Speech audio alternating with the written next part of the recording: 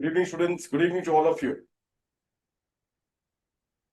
The students, Radha, good evening, students. So while the students are joining in, very quickly, students, I hope that you all are aware. Kanaya, good evening. You all are aware, students, are all the modules of our subjects are being uploaded in the ICAI website. Are you aware of that? Kanaya, Radha? Students, just confirm that. No?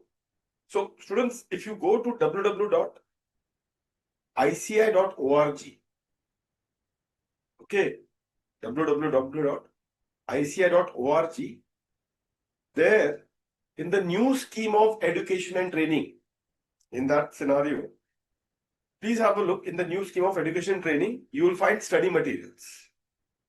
And for study materials for May 27, November 27, you can, for every subject, students, you can definitely take up across all the, download the modules. For direct tax law, PG up till PGBB module has been already shared. The other day, okay, so Radha, after the lecture is or in the break, students, today itself in the break, just download that module www.ici.org. You go to new scheme of education and training. In that click, you go to the study material. Study material you will find for the new course, May 27, November 27. For direct tax specifically, up till PGBP has been uploaded. So kindly take across this PGBP. Please confirm me after the lecture gets over. Why I'm telling you, students? Okay, now at the same time, many students are asking, sir, what about the class notes that you are using in the very class? So all the faculty students who are using the class notes in the LBC class, for that, students, you will have to register through the portal. In the portal, you will find the notes. I hope that Radha, Kanaya, you are all getting the notes, the class notes from the portal. Those who are already joining the lectures in the portal, please register through the portal. Kanaya, yes. Radha, also, all of you are confirming, students. Perfect, very good. So students are confirming that yes, they are getting the class notes from the portal. So all the students, a request to all of you, for the class notes that we are using in the LBC, you will have to log in through the portal, and from there, students, you will get the class notes. Okay, it is all given. Today also, students, as you see, we are going to use the notes which I am, students, that as you can see, the notes that has been prepared for you. Like in the today's class, I told you, students, to go through this question also. In the last lecture, I already told you to go through the to this particular. I have told you, students, to go through to the questions also, isn't it? Many of you would have already have gone through it, and you will find in today's class also, students. Please have a look. The notes that I prepared for you in this case, it is also, we will be discussing the section and that all the details of the respective page number of the module has also been given to you. So many a times students may want to refer certain things. They definitely can refer at the same time 3.34, like the page number, respective page number which has been given against each section in the module. Is that point clear to all of you, students? Fine. So shall we start now with this clarity? So all this, students, you will find everything you will going to find it in this particular page. So your job will become easy.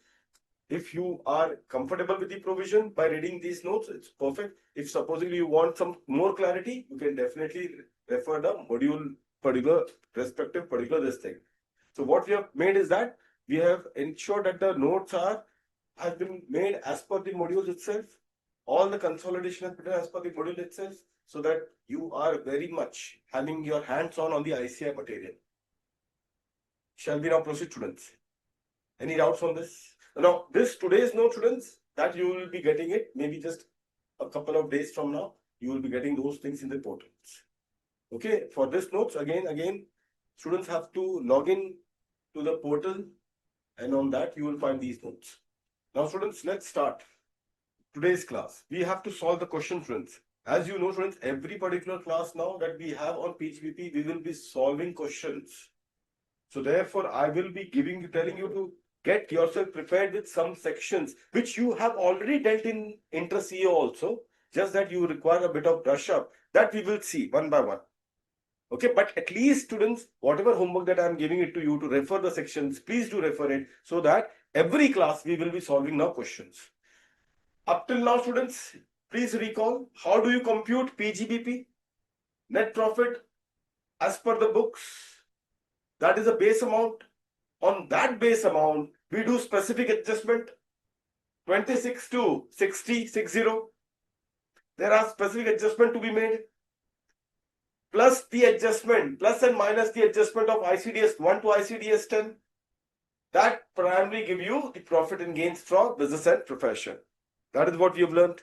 Now, let's look upon to the adjustment, students, one by one. So what I have done, students, in this case is that adjustment, we have tried to make it in such a way that you will be in a position to appreciate all the adjustments which are there in PGBP. All the adjustment, students. Just be with me. I will make you appreciate each and every adjustment of PGBP. Now, what I have done is that, students, entire employee-related provision, which are scattered in different section. Some provisions are there in the deduction. Some provisions are there in disallowances. So what we have done is that all these provisions, students, we have compiled into at one particular place itself, so that all the employee-related provision you do at one place. That is how we are going to develop the theme. The theme will be developed, and on that basis, students, on every particular aspect, you discuss 3 to 4 provisions together, and that is how, students, on a theme-based approach, you will try to compartmentalize the provisions, compartmentalize the provision in a particular category. And that will help you not only to appreciate the provision, but also remember and recall the provision for a longer time. Let's start then, students, with the first category, section 29, students. Section 29. Many of you already have referred this section, or I have given you to refer it from the Bare Act. You people would have referred it. Let's try to wrap it up very quickly, students. Now, if you see, students, over here, this is about the employer contribution. Initially, it is all about the employer contribution to the recognized or statutory funds. To the recognized or statutory funds.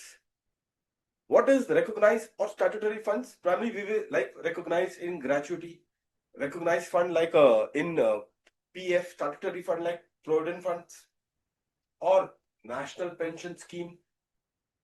So but it should be recognized or it should be statutory. So if the employer is contributing from his pocket, so from his pocket it is an expenditure primarily. So if the employer is contributing from his pocket this particular amount, then in that situation, the deduction is specifically provided under section 29. Okay. Now, before we enter to this section, students, the emphasis of deduction under 29 is on what? The recognized funds, recognized employee welfare funds or statutory employee welfare funds. On this, that the deduction is provided. So this would mean that there is also something which is unrecognized fund. What is difference between recognized and unrecognized fund, students? Can you tell me that initially itself? Can you tell me the difference between a recognized fund versus an unrecognized fund? Maybe if you want, you can use the option of the voice if you want. Any difference between a recognized and unrecognized fund, students? Is there a difference between the two?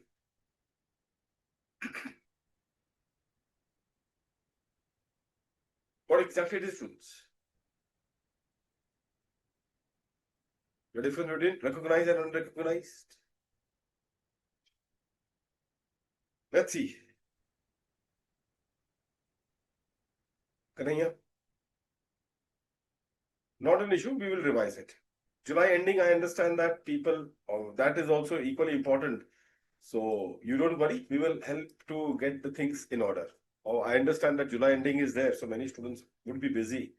But the good part is that the link is already there in YouTube. I hope that you people would be revising it, those things from the link which is there.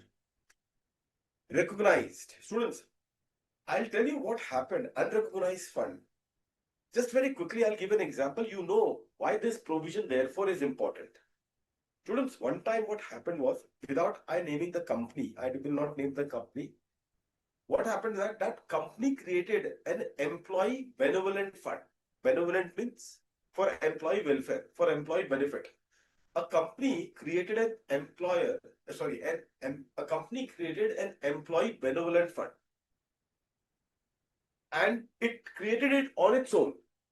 A fund was created primarily, and accordingly, what the company used to do, company used to deposit the money in that particular fund. By depositing the money in that particular fund, the company said that this is an employee related particular section, employee related payout, because it is for the employee benefit. So therefore, what I am paying is for the employee benefit. I have created a fund for the employee benefit. So therefore, the employer used to take deduction, because employer used to say this is my expenditure towards contribution where it is contributing to employee benevolent fund, for employee welfare fund. So it used to claim a deduction. Point number one. Then do you know what used to happen? Then from the same fund, it used to have the control over the fund, because it was its own self-created fund, and it used to exercise the control over the fund. So do you know what used to happen? Then this fund used to invest in the company's debentures. What they used to do? The fund used to invest in the company's own debentures. So the company deposited or contributed in the fund account and claim a deduction. And subsequently, the fund which had the money, it has to make a deposit. So where it used to make deposit? In the company's debentures. And then do you know what used to happen? The company used to pay interest also on debentures. And then by paying interest on debentures, it used to again claim deduction. So therefore, this was a trap which the government recognized, that these kind of funds which are created for the employee benefit, they are actually a trap. A trap to claim a deduction. This is simply a tax avoidance strategy which the company is devising, that you create a fund, give the money to the fund, claim a deduction, because you say it is for the benefit of employee. Then the fund used to invest the money. Where it used to invest the money? In the debentures of the company. And then the money used to come back to the company. And again, the company used to pay debenture also to the fund. Then on that debenture interest, it used to again claim deduction. So this was a tax avoidance strategy. Therefore, a particular provision was made specifically. It said that only what has been contributed to the recognized fund or to a statutory fund, that the deduction would be allowed. A amount where you have deposited money in an unrecognized fund, then we will not be giving you any deduction. This is what the law has been made. Students, see, what happens is that in the case of a recognized fund, what happens? Please pay attention. How the fund would be used, that is something has been approved by the Commissioner of Income Tax or has been decided by the statute. How the fund will be used. It is not left to the discretion of the contributor, which is the company in my old example. It is not kept at the discretion of the contributor. Let the company, let the statute decide how this fund would be utilized. This is the distinction between recognized versus unrecognized, or statutory versus unrecognized fund. I hope that all of you are clear with this one. With this particular thought, students, now a thumb rule. Students, thumb rule. If any contribution has been made to an unrecognized fund, it is disallowed. Any contribution made, students, which is towards unrecognized fund, that is disallowed. We will see also that particular provision, but let's try to have a look, students, over here. In this case, very quickly, all of you, students.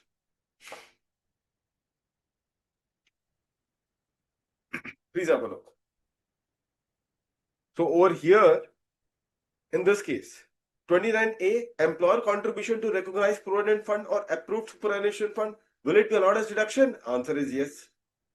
In this case, okay. What about 29(1)(b)? It is the employer contribution to the National Pension Scheme. Students, mark this to be very important. NPS. Now this section, you'll say, what is this section? 124. 124, students, is your old ATCCD. ATCCD chapter 6 here. Remember that section? Even if you don't remember, don't worry. This is already provided over here.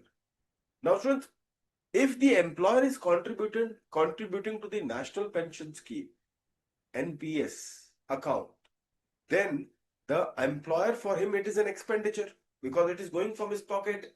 So will that expenditure, will that be allowed as deduction to the employer? Answer is yes. But here there's a capping. Can you see? It has been capped. And what is the upper limit? Upper limit is 14%. Now students, here many times ICAI asks question as an adjustment to the total income. This is a very popular question for adjustment in the total income part. Now please have a look very carefully this side. What they say, deductible up to 14% of the employee salary. Now what is employee salary? What does salary mean? Salary means basic plus dearness allowance, which is only, not the entire DA, only what is fixed, only which is represented as a percentage towards the retirement benefits. DA in terms, other students may refer this, or they may have learned like DA in terms or DA as a percentage of retirement benefit, only that much portion of the DA that you have to take. So basic pay plus dearness allowance as a percentage of retirement benefit, only that much portion you will take. This is what, students, is the component that you have to select, and of that component take 14%. That is the upper limit of deduction under this section. 29(1)(b). Upper limit of deduction under this section. Pardon me? Visible nahi hai? Okay. Oh, sorry.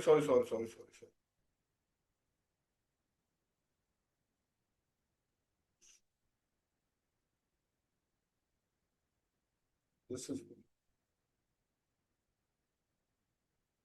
Yes, students, I'm just sharing a presentation. Just a second.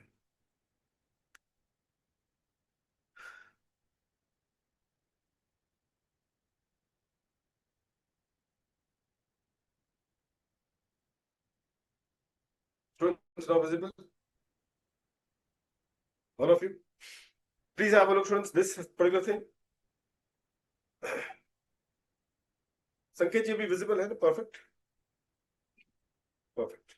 So students, this is what 29(1)(b). Can you see this one? I was discussing this particular part. Okay. So 29(1)(a), employer's contribution to recognized provident fund or superannuation fund. That is the first one. In this case, is the deduction allowed? Answer is yes. Okay, that is what I discussed with you. And students, can you see the last column? This is the module page number. In the module, this section is represented in 3.34. Similarly, 29(1)(b), if you see employer's contribution for an employee under the notified pension scheme. Okay, but here for this section, what I told you, the pension scheme, employer contribution, there is an upper limit. There is a capping which is given. Capping. How much is the capping? How much is the capping, students? 14% of the salary. And what do you mean by salary, students? What do you mean by salary? I told you already, salary means basic plus dearness allowance, which is represented as a fixed percentage of, which is represented as a percentage of the retirement benefit, which is also known as DA in terms. So basic pay plus DA in terms. So that is what upper cap, deductible up to 14% of the employee salary. That is upper limit. If the employer has contributed in the NPS within the limit, then whatever he has contributed will be allowed as deduction. But if he has contributed in excess of the limit, then the excess portion is disallowed. then the excess portion is disallowed. Student, there is an illustration which is given in the module. Also, I have taken it over here. See, basic 10 lakhs, DA, assuming it is in terms. This is DA, students, in terms as a percentage of retirement benefit. So 10 lakh plus DA in terms is, say, how much it is? 40% of basic pay. So 40% of basic pay is 4 lakhs. So total is 14 lakhs. So in that scenario, students, contribution becomes how much? 20%. Now this is 14 lakhs. So what is 14 lakhs? 14 lakhs is the upper limit. Upper limit of deduction. Do you all agree? Now, question students also gives you that the employer has paid from his pocket 20% of basic salary to NPS. Employer has paid from his pocket 20% of basic salary to NPS. So 20% of basic salary is 2 lakhs. But what is the upper limit? Now, upper limit is 14% of 14 lakhs. What is 14 lakhs? Basic plus DA in terms. So 14% of 14 lakhs, that is how much? 1,96,000. This is the upper limit. How much you have paid from your pocket? It is 2 lakhs. So how much is debited in the P&L account? In the account, students, how much he would have debited? 2 lakhs. In the accounts, while preparing the net profit as per the commercial accounting principle, as per the account students, accounts will debit entire amount 2 lakhs. What is the upper cap in the income tax law? 1,96,000 as per the calculation. So how much is the excess that has to be disallowed? Or may I say, how much is the excess that has to be added to the net profit? 4,000. How much is the excess that has to be added to the net profit? 4,000. Reason being disallowed. Reason being disallowed. Is that point clear to all of you students? Every one of you just confirm at this point. You need to confirm this one. Rest of the point I may not, if I be keen, but this point I will be very much keen. Hope that every one of you are understood this part, because there cannot be any room for an error on this particular part.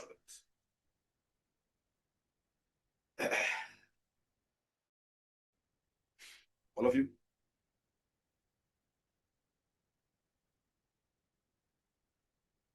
Radha? Kanaya?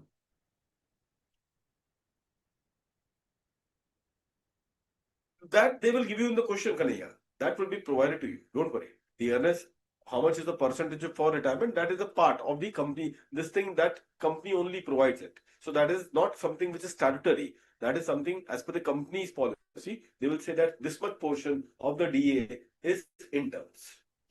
14% upper limit. How to calculate upper limit? 14% of basic salary plus 14% of basic salary plus dearness allowance forming the part of retirement benefit, which is also known as DA in terms. So that amount of that 14% is the upper limit. Compare this with how much actually he has contributed. How much actually he has contributed, compare with that, and the excess amount will be disallowed. If there is excess contribution that he has made, if he has made, in my example, it was 4,000.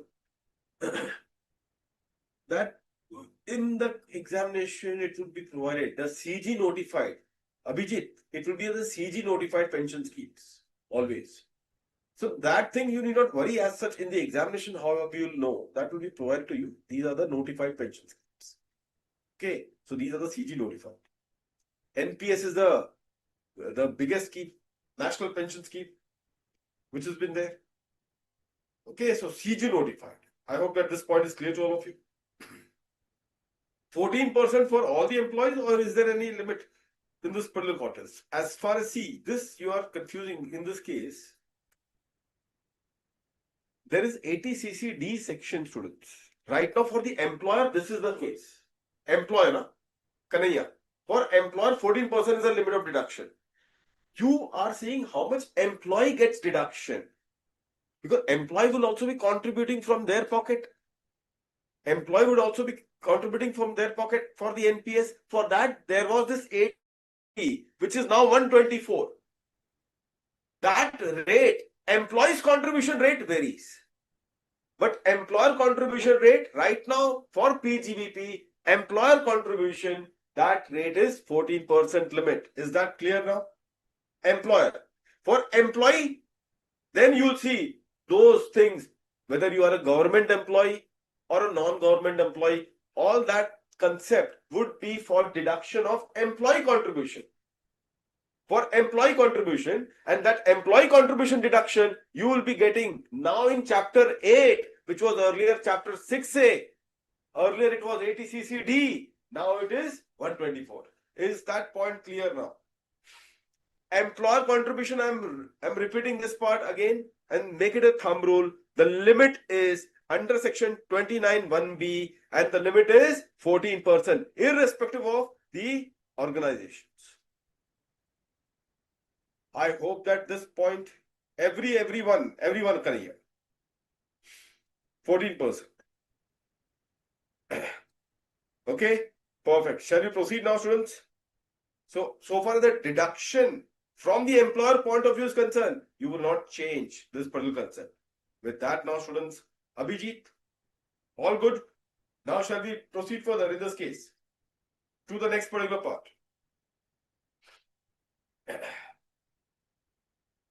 Perfect. Let's take it further, students, now. Perfect. Very good. So now, students, I'm going to the next particular one. So employer contribution, irrespective of who the employer is, we don't have to care. 14% is the limit. Just see whether the actual contribution of the employer in the NPS, is it more than the limit or less than the limit? If it is less than the limit, then the entire amount contributed is allowed as deduction. You will do no adjustment. Why you will do no adjustment? Because it is already debited in the P&L account. Why it is debited? Because it was the expenditure of the employer. So it is already debited. No adjustment. But if the employer actual contribution from his pocket is more than the limit, then the debit is higher. So whatever is the excess debit, that will be added back. That will be added back, being disallowed under section 29(1)(b). I hope now every one of you are clear with this one. This is the only particular adjustment where, because of the calculation, you have to be just a bit careful on this. With that, students, now we proceed further. Let's proceed further, students, in this particular context. And now then, 29, now on gratuity, students. Gratuity. Students, I want all of you here and be careful on the gratuity part, students. 29(1)(c), 29(1)(d) and 29(2). 29(2) is a provision for disallowance. 29(2), students, is a provision for what? It is a provision for disallowance. This is the provision for disallowance. I want all of you to read this 3 section peacefully once. 29(1)(c), 29(1)(d), 29(2). I'll give you 2 minutes. Quickly, but students, very quickly.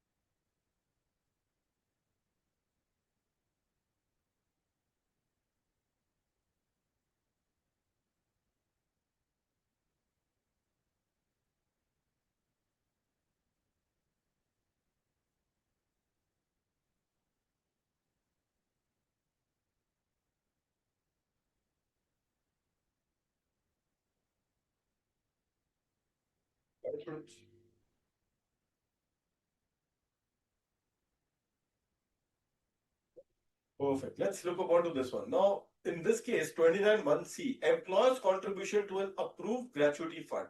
Now, students, approved gratuity fund would be that particular fund which is held under the irrevocable trust. What is this irrevocable trust? Now, this is actually give you the reason. Also, it is giving you the reason under what circumstances the gratuity would be considered as an approved fund.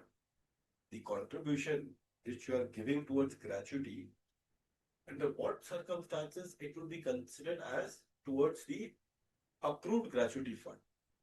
So over here, students, be careful. Generally, whenever this fund on which you are doing the contribution, if it is an irrevocable trust, if it is held under an irrevocable trust, I think, Kanaya, you asked this question, I think last time. I told you that we will discuss it. Irrevocable trust, simple but students, meaning is the employer gives up the control over the money. Once he contribute to the fund, to that particular trust, he does not have any control now over the fund. Okay, so this becomes an irrevocable now. Now, the employer cannot decide how this particular money would be used by that trust. That decision authority or the control over the fund is lost by the employer the moment he contributes to which trust? Irrevocable trust. That is the reason why once you contribute to an irrevocable trust, that is also one of the conditions to granting the approval to such particular fund. Approval to gratuity fund is granted. One of the reasons, students, what is the one of the reason? The one of the reason is that that fund should be held under an irrevocable trust, so that the employer who is contributing, that employer does not have any control over that particular fund. Otherwise, the same thing which I told you, if I have the control over the fund, then I will ensure that the funds come back to me by issuing my debentures, all that particular nonsense which used to happen, isn't it? That is the reason why this is one of the condition to granting the approval to these gratuity fund is that the fund should be held under an irrevocable trust. So this is employer's contribution, students. Employer's contribution. Please note it. This is the employer's contribution. Now please see 29(1)(d).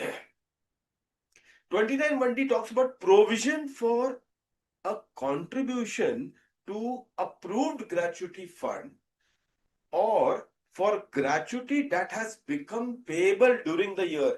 Be careful, students. It is talking about two things. Either it is provision for contribution to the approved gratuity fund. And what is the next one, students? Or it is a provision for gratuity that has become payable during the year. You say, sir, what do you mean by gratuity which is payable during the year? It means that some of the employee is due for retirement. And I came to know that up till now, I have done contribution in their account, say of rupees 10 lakhs. Up till now, in the contribution to the recognized fund, I have done the contribution of rupees 10 lakhs. But at the time of retirement now, when they are retiring this year, I came to know that the total amount which would be payable to them would be rupees 12 lakhs, 1-2. So therefore, now I know how much is payable then during the year. Students, how much is payable during the year? 2 lakhs. So what is payable during the year? Of that, if I am making a contribution, of that, if I am making the provision, what is payable during the year? Of that amount, if I am making the provision, that provision also is allowed as deduction. Is that clear to all of you? So this 29(1)(d) talks about provision for two things. One is, if I'm creating a provision to contribute to the fund, that is what is covered under 29(1)(d). And what is covered in 29(1)(d)? What is the second part? The provision for gratuity which will become payable. So this is not a provision to fund. The second one is not provision to fund. The second is the one which is payable to the employees. Again, I'm repeating my example. Up till now, I have contributed in the fund 10 lakh rupees. This Mr. A is going to retire in the current year. I come to know that through the calculation, the total amount of gratuity which is payable to Mr. A is rupees 12 lakhs. So now you tell me, students, in this case, how much becomes payable to him in the current year as a gratuity? 2 lakhs. So 2 lakhs I have created the provision. Of that 2 lakhs, I will be getting the deduction if I create the provision under 29(1)(d). Now, students, in this particular context, please have a look. 29(2) is very important.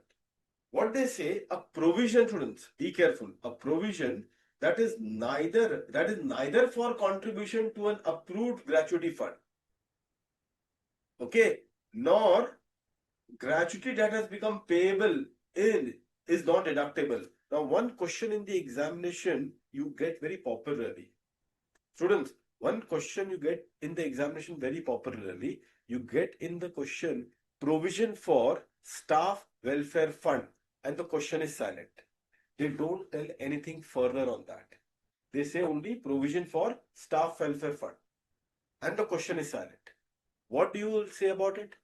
If the question is provision for staff welfare fund and the question is silent, students, further they don't tell you. So in that case, obviously, we will assume it is unrecognized or unapproved, because it needs to be approved. It needs to be recognized. That needs to be a specific condition.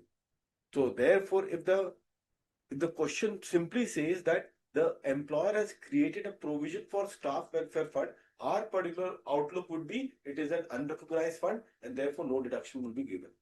Why? 29(2). Provision for what? Provision for the contribution to. Is it approved fund? Is it an approved fund? Answer is no. So will it be allowed? Answer is no. Sometimes the question tells you directly provision for unrecognized fund. If that is the case, simply you have to write disallowed under section 29 subsection 2, because what is allowed is only provision that is created for the approved gratuity fund. Is that point clear to all of you in this case? Now students, over here it is section 37. Students, recall section 37 once, all of you. What is section 37? 37 in the new act is the old section 43B. 37 in the new act is what? Is the old section 43B. Isn't it? I told you already in that particular context. So see over here, students, 37 in the old act is the old section 43B. Now, if you see over here, as you can relate 43B, if you can relate certain payment, certain amount will be allowed as deduction in the year in which the amount is paid, or up to the due date of filing of the return of income. But the amount needs to be paid. So if the amount is not paid, but you have created only the provision, if the amount is not paid, but you have created only the provision, whether the deduction will it be allowed on respect of those payment? Answer is no. So just let's have a look for the employee related part. For the employee related part, what all are covered? Let's see. If you see, students, over here, in this case, the second bullet point, the first bullet point, students, is for the taxes, like indirect tax, GST, in that context. So those taxes will be allowed in the year in which the payment is made, or up to the due date. If the payment is made up to the due date of filing of the return of income, in that case also the deduction will be allowed in the same previous year. Same tax year. See the second bullet point, students. The employer's contribution to, in this case, here is Provident Fund, Superannuation Fund, Gratuity Fund, or any other employee welfare fund. Any other employee welfare fund, students. Now, in this case, what about, can I now say, please conclude, students, you need to conclude this. Can somebody argue that, sir, here they say that I can get deduction even if to any employee welfare fund, if I made the payment, I can claim a deduction. So if the employee welfare fund is unrecognized or it is not approved, but if I make the payment in that fund, I will be getting the deduction. Is this interpretation correct? Students, is this interpretation correct? That if a payment is made in an employee welfare fund, which is not recognized or which is not approved, will that be allowed to you as a deduction? Answer is no. Why is it so? Because in this case, there is a specific requirement under section 29. Under section 29, the specific provision, students, please be careful. The specific provision provides for the deduction only in respect of approved or recognized fund. So by default, an unrecognized fund, which is primarily not approved, not something which is a statutory fund, those particular fund will not be eligible for any deduction, even if you have contributed the money in that particular fund. Is that point clear to all of you? Section 29 put a full stop on deduction if the contribution is made to an unrecognized welfare fund. I hope that this point is well taken by all of you students in this case, in this context. Now, therefore, you tell me, students, therefore, a question comes herein, provision for the recognize, say provision for recognized gratuity. Provision for recognized gratuity. Now you tell me whether this will be allowed under section 29, whether it will be allowed under section 29, you will say that yes, it is for a recognized gratuity, it is allowed, but subject to section 37. So therefore the fund is eligible, but subject to 37. So you have to use the word subject to in your presentation. And then check the information in the question. And if the information in the question tells you that the amount was paid, say, before the due date of filing of the return of income, then in that case, you will say that, yes, the deduction will be allowed in the same financial year or same tax year. But if the question is silent, it does not tell you anything about the payment further. It only talks about the provision on the recognized fund, and they does not tell you further about the additional information. Then what about the answer, students? You will say disallowed. It will not be allowed. Why? Because the deduction, even for a recognized contribution to the recognized fund, is subject to what? Subject to subject to section 37. Old section 43B. Is that point clear to all of you, students? Fine. Two more points, students, for the employee. Just let's read it and then come back. In this case. So here, students, so employer's contribution to the recognized fund, that is one. Second is any sum payable for leave encashment. So you cannot have a provision for leave encashment. Again, the deduction for provision for leave encashment is subject to 37. Same way, students, bonus or commission for services rendered. Bonus or commission for services rendered. Students, even bonus and commission for services rendered, will it be eligible for deduction? Will it be eligible for deduction? Answer is yes, but subject to section 37. Meaning thereby, it should be paid in the same tax year or up to the due date of filing of the return of income. And that due date, students, is section 2631 due date. If you see the timing relief, please see the next particular part, students, the timing relief. What is the timing? Either in the same tax year or the relief is up to the due date of filing of the return. But which due date? 263 subsection 1 due date. Meaning thereby the 139(1), old section. So a belated return, if you file, if you make the payment as per the time limit given for a belated return, as per the time limit which is given for the belated return, if you are making the payment at that point of time, will it be allowed as deduction? Answer is no. I hope that this point is well taken by all of you students.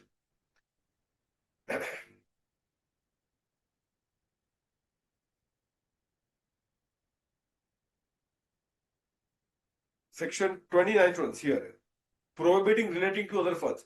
Employer's payment towards setting up or formation or contribution to any other fund, trust, company, society. And the answer is no. This I've already discussed to all of you. Other than approved, other than recognized provident fund or a gratuity fund or NPS, other than these three, any other particular contribution, in this case, which is not recognized, which is not statutory, which is neither recognized nor statutory, or you may say not approved. So contribution to those funds, will it be allowed? Answer is no. You can say simply disallowed, students. Simply disallowed. So this is the point, students, over here in this context. This is the point, students, over here in this context. Students, now once you're done with this employer, now please have a look. Students, before that, just a second. One computational error that can be done by all of you, and therefore should just be very careful on this particular part. This part, students. Computational error can easily be done in this. Please have a look to 29.2 again and read the last sentence.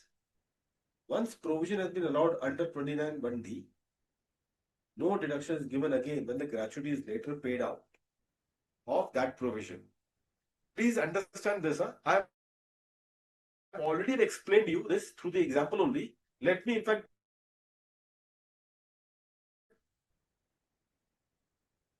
and target this particular part of the provision. Just pay attention to the question itself. So Mr. A was getting retired. Now, and how much was payable to him on the date of his retirement? 12 lakh rupees. How much was contributed up till now? How much was contributed up till now in the recognized fund? 10 lakh. Gratuity was already contributed in that recognized gratuity fund. 10 lakhs was already contributed. How much is required to be paid to him at the time of retirement? 12 lakhs. Question therefore to all of you is whether entire 12 lakhs will be allowed as deduction or only 2 lakhs will be allowed as deduction. Whether entire 12 lakhs will be allowed as deduction or 2 lakhs will be allowed as deduction. Only 2 lakhs. Why? This is the point in this context. Because this 10 lakhs, which was gratuity provision, this was already allowed to him earlier. So there cannot be a case of a double deduction. This is what they are trying to convey in a different way. That there cannot be a double deduction. This 10 lakhs was already deducted earlier. So now what is allowed as a deduction would only be rupees 2 lakhs. The excess provision would only be rupees 2 lakhs. What is that 2 lakhs? The excess provision. Is that point clear to all of you students? This is all about the employer's contribution. Okay. So employer contribution to recognized, to statutory or to approved funds is allowed as deduction. Only for NPA students, you have to remember the capping. Capping is how much? Maximum 14% of salary. What is salary? Basic plus DA in terms of the retirement benefit. If you are creating a provision for contribution, if you are creating a provision for contribution to these recognized fund, students, then what I told you, the deduction would be allowed only when you make the actual payment, because that is subject to section 37.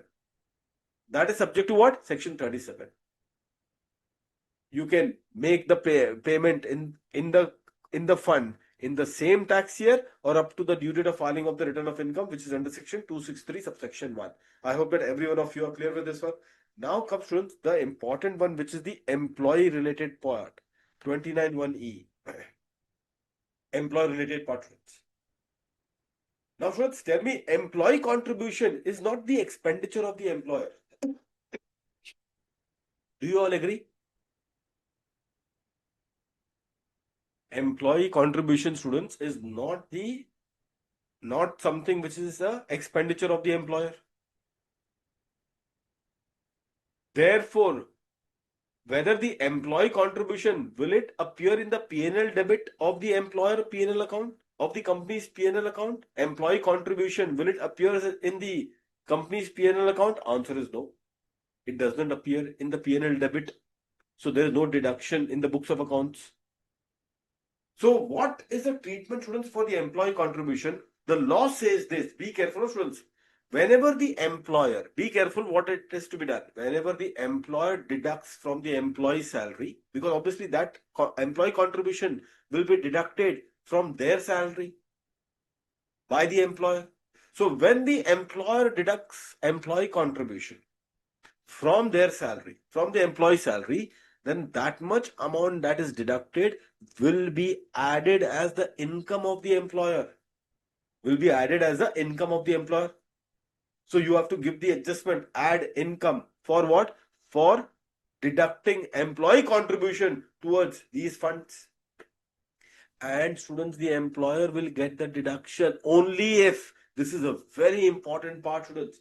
This is the amendment which has been made. This amendment, students, again is something which is very important, which is based on some important Supreme Court judgment. Now it is no point to know the judgment because amendment is already made in the law. The question is, employer now, this, when the employer has deducted from the salary of the employee, it is considered as the income of the employer. When this income will be allowed as deduction, when the employer will make the deposit of the employee contribution in these respective fund. The question is, by what point of time, or by when the employer should deposit the employee contribution in the respective fund? By when? Two options. Now let me ask you this question. Students, two option.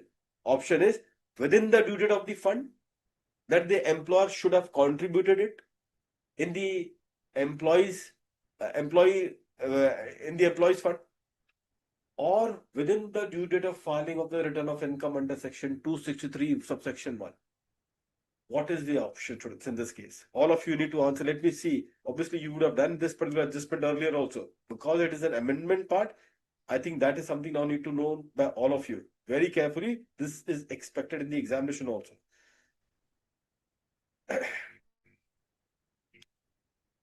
By when, students? Within the due date he needs to contribute, or within the due date of filing of the return of income he needs to contribute. By when he needs to contribute, students? If he wants to claim a deduction, if the employer wants to claim a deduction, students, in this case. Quickly, students. Radha? Crystal clear?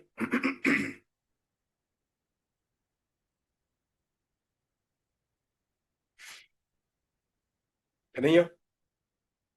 By when? Rather, question rather which has been there is by when. Not deductible means by when you need to deposit the money. Students, before the amendment and before that Supreme Court judgment, the law was that you need to deposit. This was not a law. There was not I will not say law. There was a litigation, and there was a view that the amount needs to be deposited before the due date of the fund. Only then the deduction would be allowed. So if you deposit, if the employer deposits the employee contribution after the due date of the fund, it will be disallowed. Now, after the Supreme Court judgment, on the basis of which the amendment has been made in the law, and the amendment is that now the employer can claim the deduction in respect of the employee contribution if he deposits the employee contribution within the due date of filing of the ROI under section 263 subsection 1, which is corresponding to the old section of 139 subsection 1.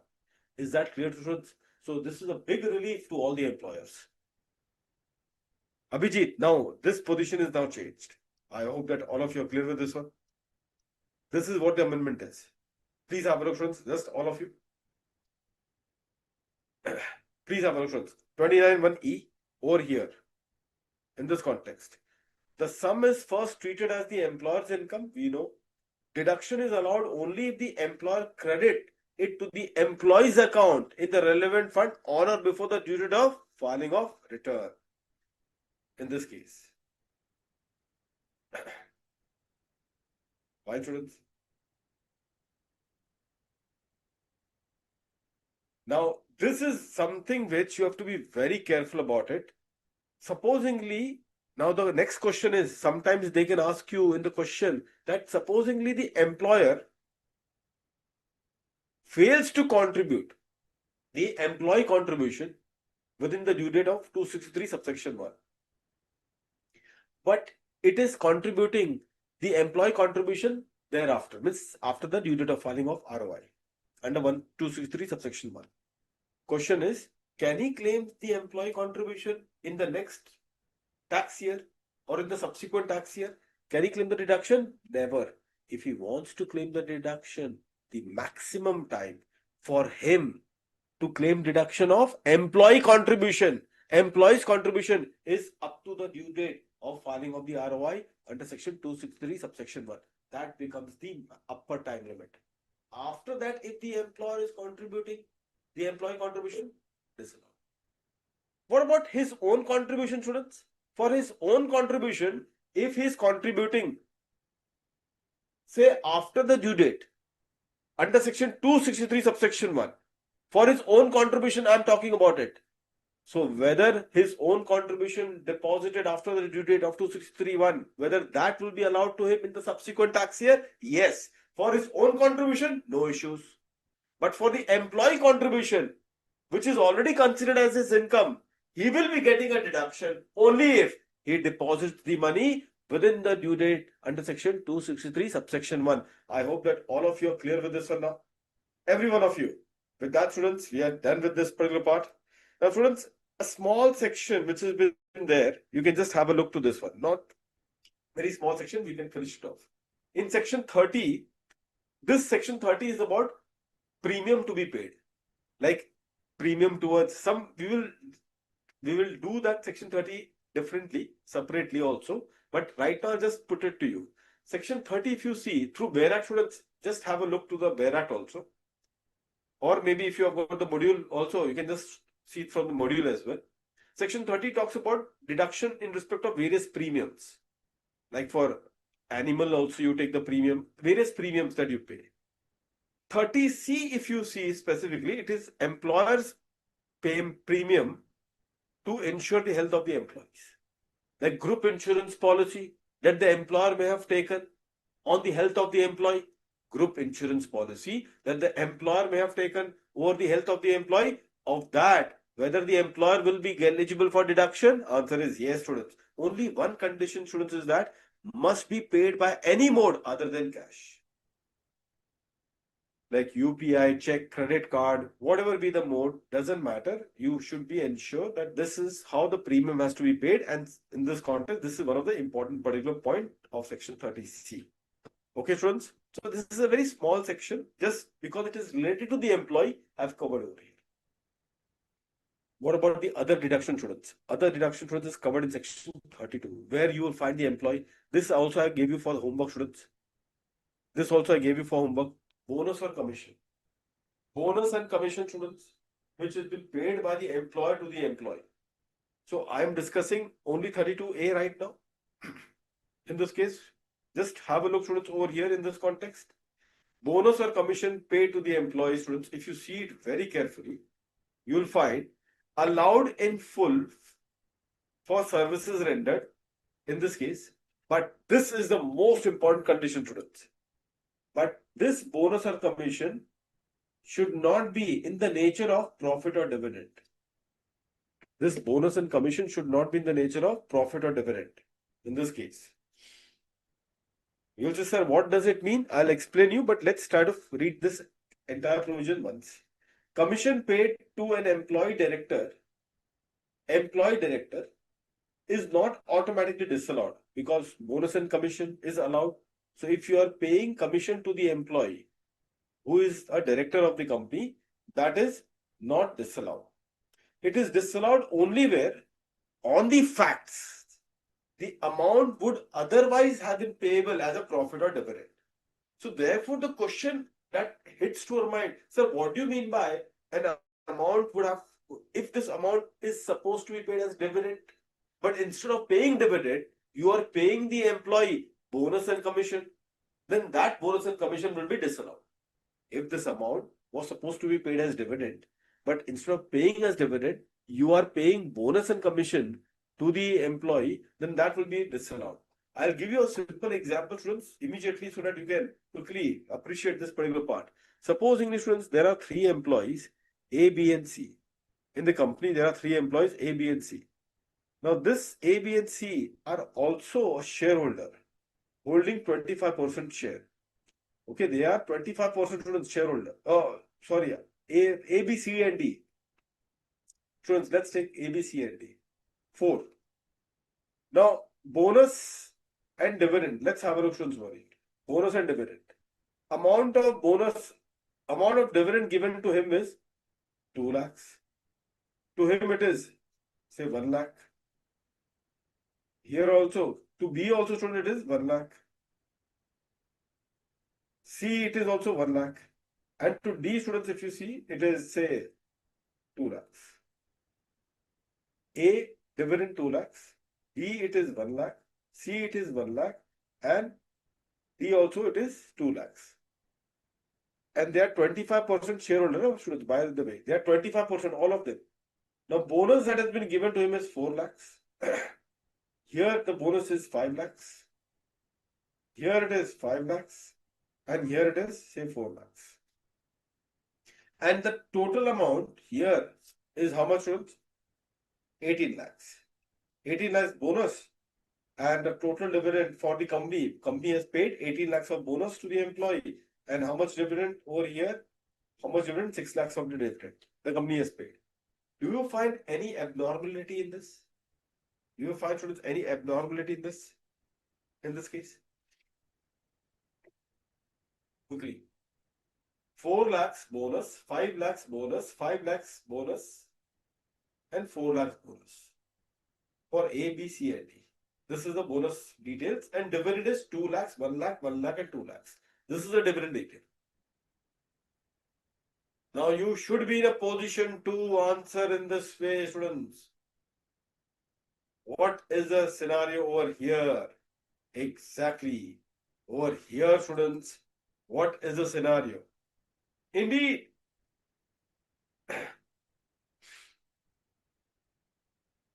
exactly, Radha. Karanya. That exactly the point. Abhijit, what is the scenario over here developing? What is the scenario, students? You can see for yourself clearly that if they are the same shareholder, students, apply the logic. How is it that if the shareholding percentage is same, students, if the shareholding percentage is same, then how is it that two shareholders are receiving 2 lakhs and two shareholders are receiving only 1 lakh? That is a natural dot. It means what? It means that, and then just see how the company has compensated, how the company has compensated the loss of 1 lakh of dividend by paying a higher amount of bonus. By paying a higher amount of bonus. So how much portion, students, how much portion of the dividend has been paid as a bonus in this case? I will say 2 lakhs. 1 lakh of B and 1 lakh of C. That much of the dividend has been paid as bonus. 1 lakh of B and 1 lakh of C. That much portion of the dividend has been paid as bonus. So therefore, add what? Add disallowed. Students, can you see this? Exactly, students, in this case. So disallowed under section 32. How much is that? Plus 2 lakhs. What is the reason? Dividend paid. Paid as bonus. Dividend which is paid as bonus. This is precisely what a disallowance is all about. So when they say that the bonus should not be paid as a dividend, if the dividend has been paid as a bonus in this context,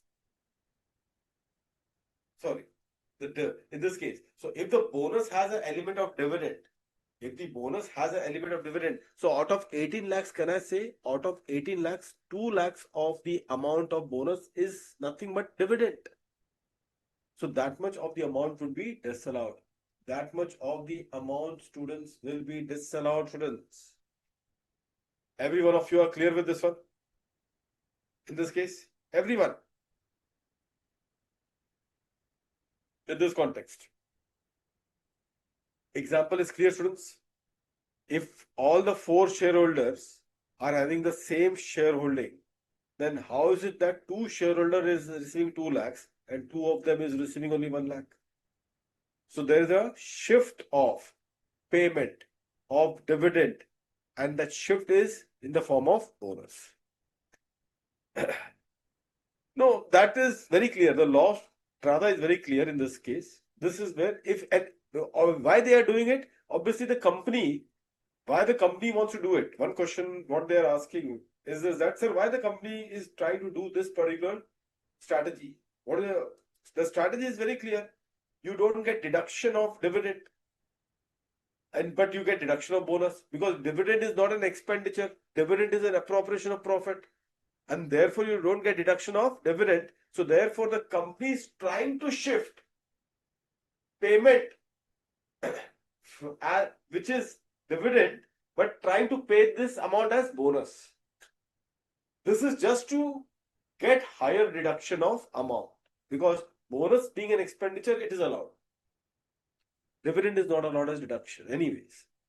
So therefore the company is making an attempt to pay some portion of dividend as bonus. I hope that this point is now very clear to all.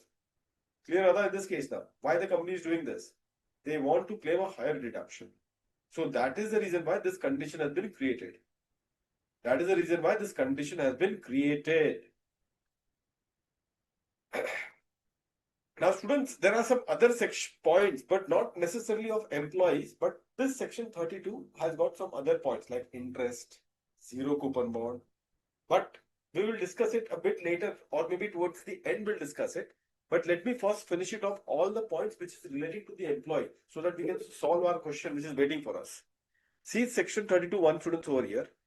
A company's expenditure to promote family planning amongst the employee.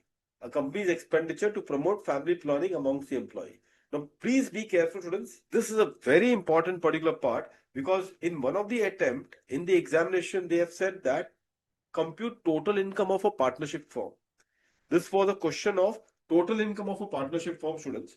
And in that particular question, students, in that particular question, the partnership firm has incurred expenditure on family planning. You have to say simply disallowed. You have to say simply what? Disallowed. Why? This is the reason.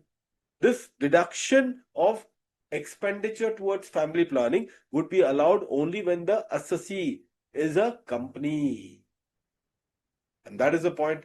In this case, students, if you see revenue deduction, revenue expenditure allowed in full. CapEx, if you see about the capital expenditure allowed, what is the maximum limit? 1/5. So 1/5 every year it will be allowed. Now, students, be careful. Just read this one. Equal installment, how much is? 1/5 a year. Beginning with the tax year in which expenditure is incurred. Beginning with which year? The tax year in which the expenditure is incurred. Now, supposing the students here, see this language is used very consistently in many provision, students, because in the depreciation also you will find this language. This language is used very consistently. Students, see the language. Beginning with the tax year in which the expenditure is incurred. Any unabsorbed amount is carried forward and set off like unabsorbed depreciation. Students, now say for example your profit before, so the profit before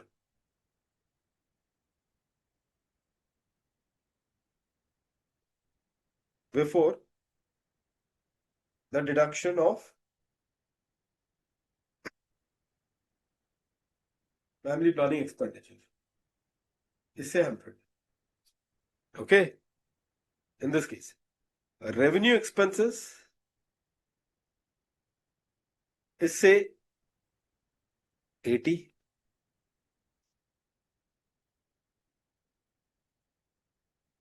Capital expenditure is how much, students?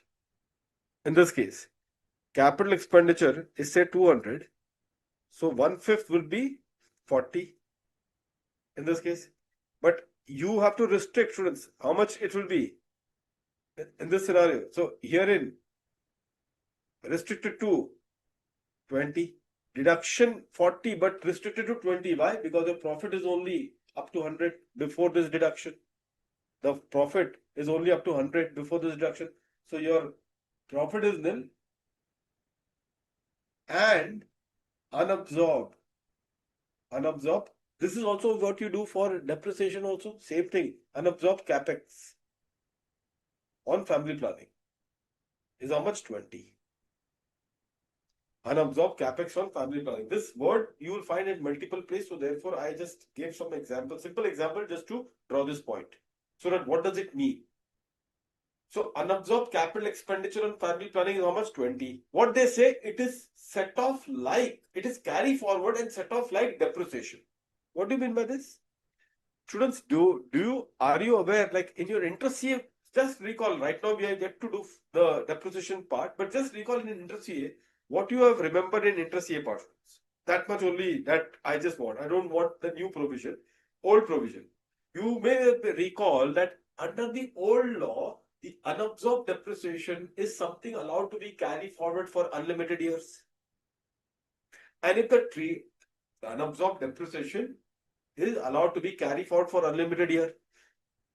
Here what they are saying, unabsorbed capital expenditure on family planning is treated like unabsorbed depreciation. So if unabsorbed depreciation is allowed to be carried forward for unlimited year, then unabsorbed unabsorbed capital expenditure on family planning also would be allowed to be carried forward for an unlimited year because treatment is same. So therefore 20 also would be allowed to be carried forward for unlimited year. Keep that in mind, Huh? This I'm talking only as per the old law. I'm just refreshing the old law right now with all of you. You'd say, but what is there in the new law? You'll see in unabsorbed depreciation what they've written. The same thing will equally apply to unabsorbed capital expenditure on family planning. Same thing will equally apply to unabsorbed capital expenditure on family planning. I hope that students, all of you are clear with this one. So this is the part, or as far as section 32 is concerned. In 32, these are the things. Bonus or commission, these are things for employee and the company's expenditure to promote the family planning amongst the employee. Now, so this already we have done 37 section. In section 37, we have already have done in this case, isn't it? So section 37 is already has been through for the employer related part. For the remaining part, we will see students, but just I'll first want to finish it off the employee particular part because we have to just finish it off that questions in this regard. Students, have a look to the one section on amortization, VRS, voluntary retirement compensation. Voluntary retirement compensation, students. This is again amortization benefit. Students, amortization benefit. I want all of you to just go through this question, this particular adjustment carefully. Just read it once, students, quickly.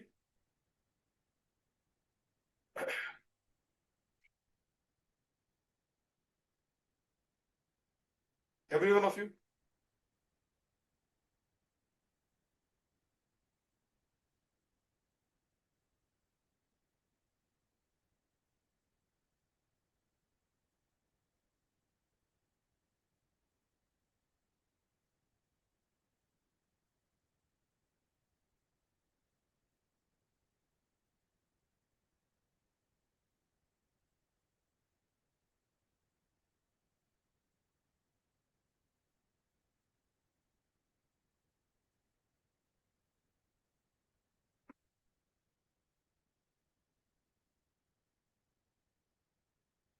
This is the deduction as far as the VRS is concerned, students.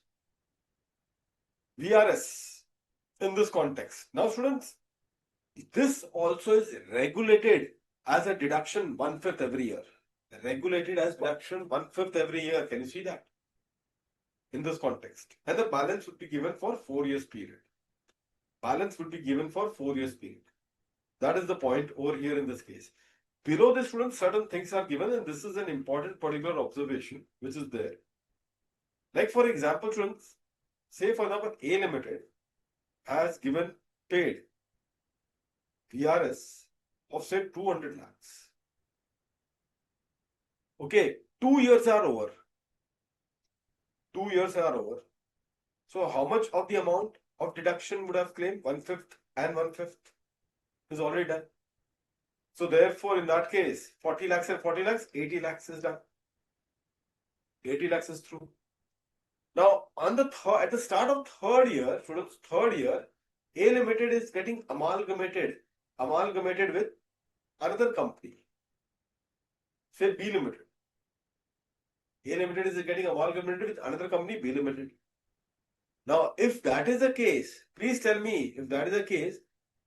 Question therefore is whether B Limited can claim the unamortized portion of VRS deduction for the next 3 years, starting with the year of amalgamation. Starting with the year of amalgamation, can it claim the unamortized portion? The provision says yes, it can. This is what the provision is.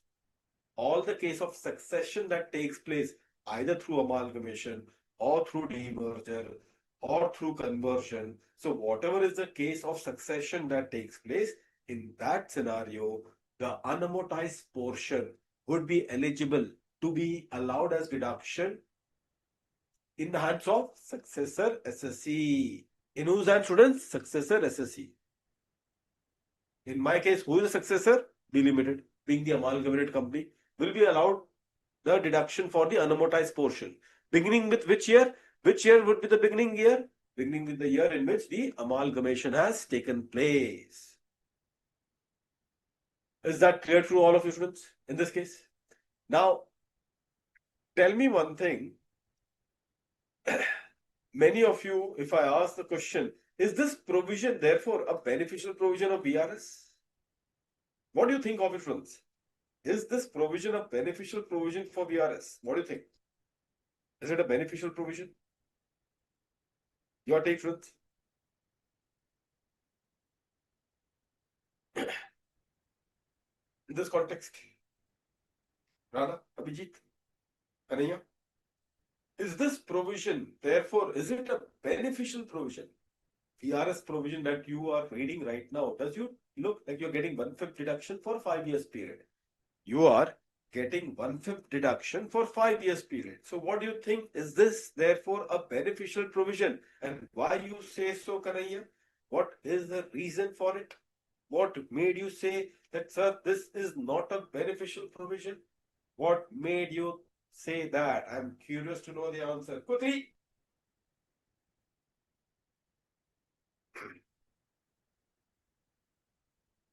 Very quickly, friends.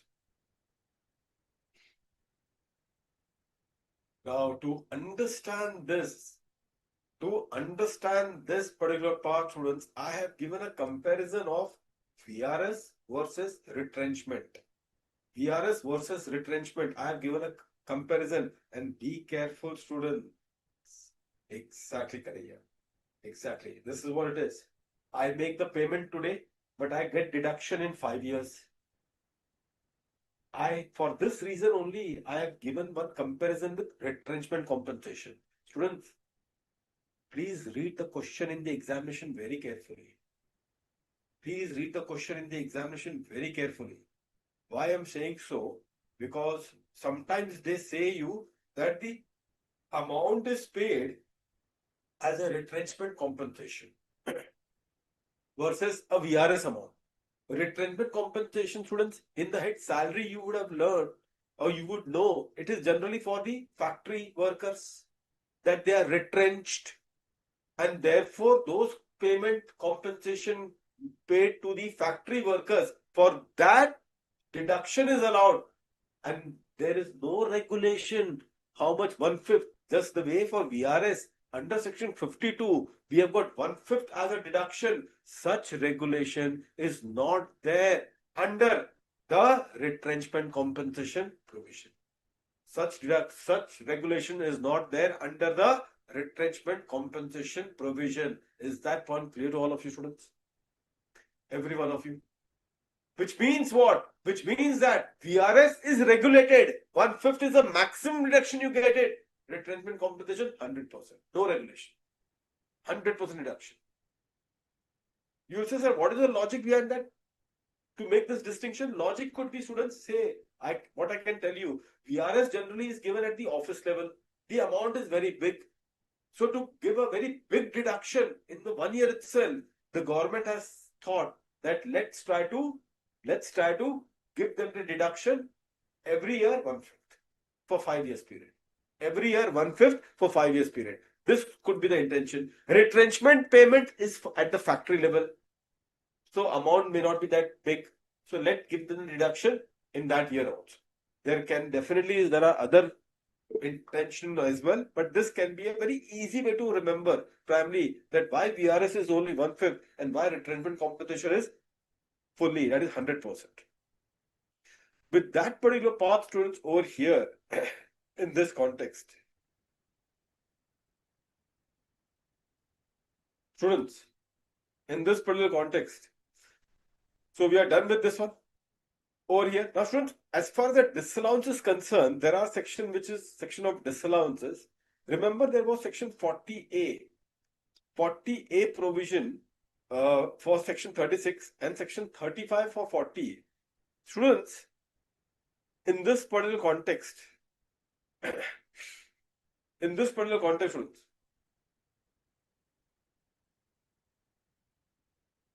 section 35A for section, students, please have a look to section 35A.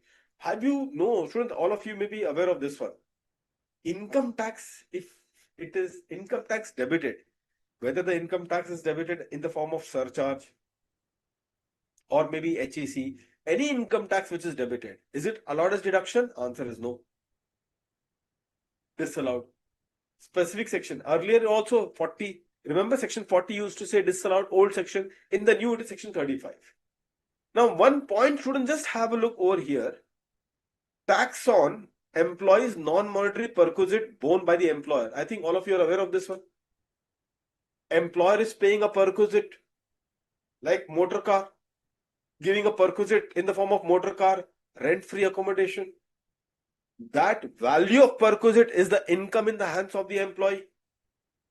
Now, if the employer makes an arrangement to say that these perquisite would be whatever is the tax amount in that, even that tax portion I will pay, I will bear.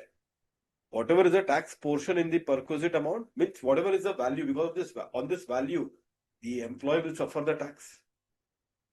So employer says that whatever is the value of perquisite, on that, the corresponding tax amount I will bear. The corresponding tax amount I will bear. That is what employer is saying. Question therefore is whether the employer, see now employer will say that look, this is, what is this? The employer, see, please understand, here now the argument shifts. Employer now says that the tax that I am paying, the tax which I am paying is not an income tax for me. I am paying tax on the value of perquisite which I have provided to the employee.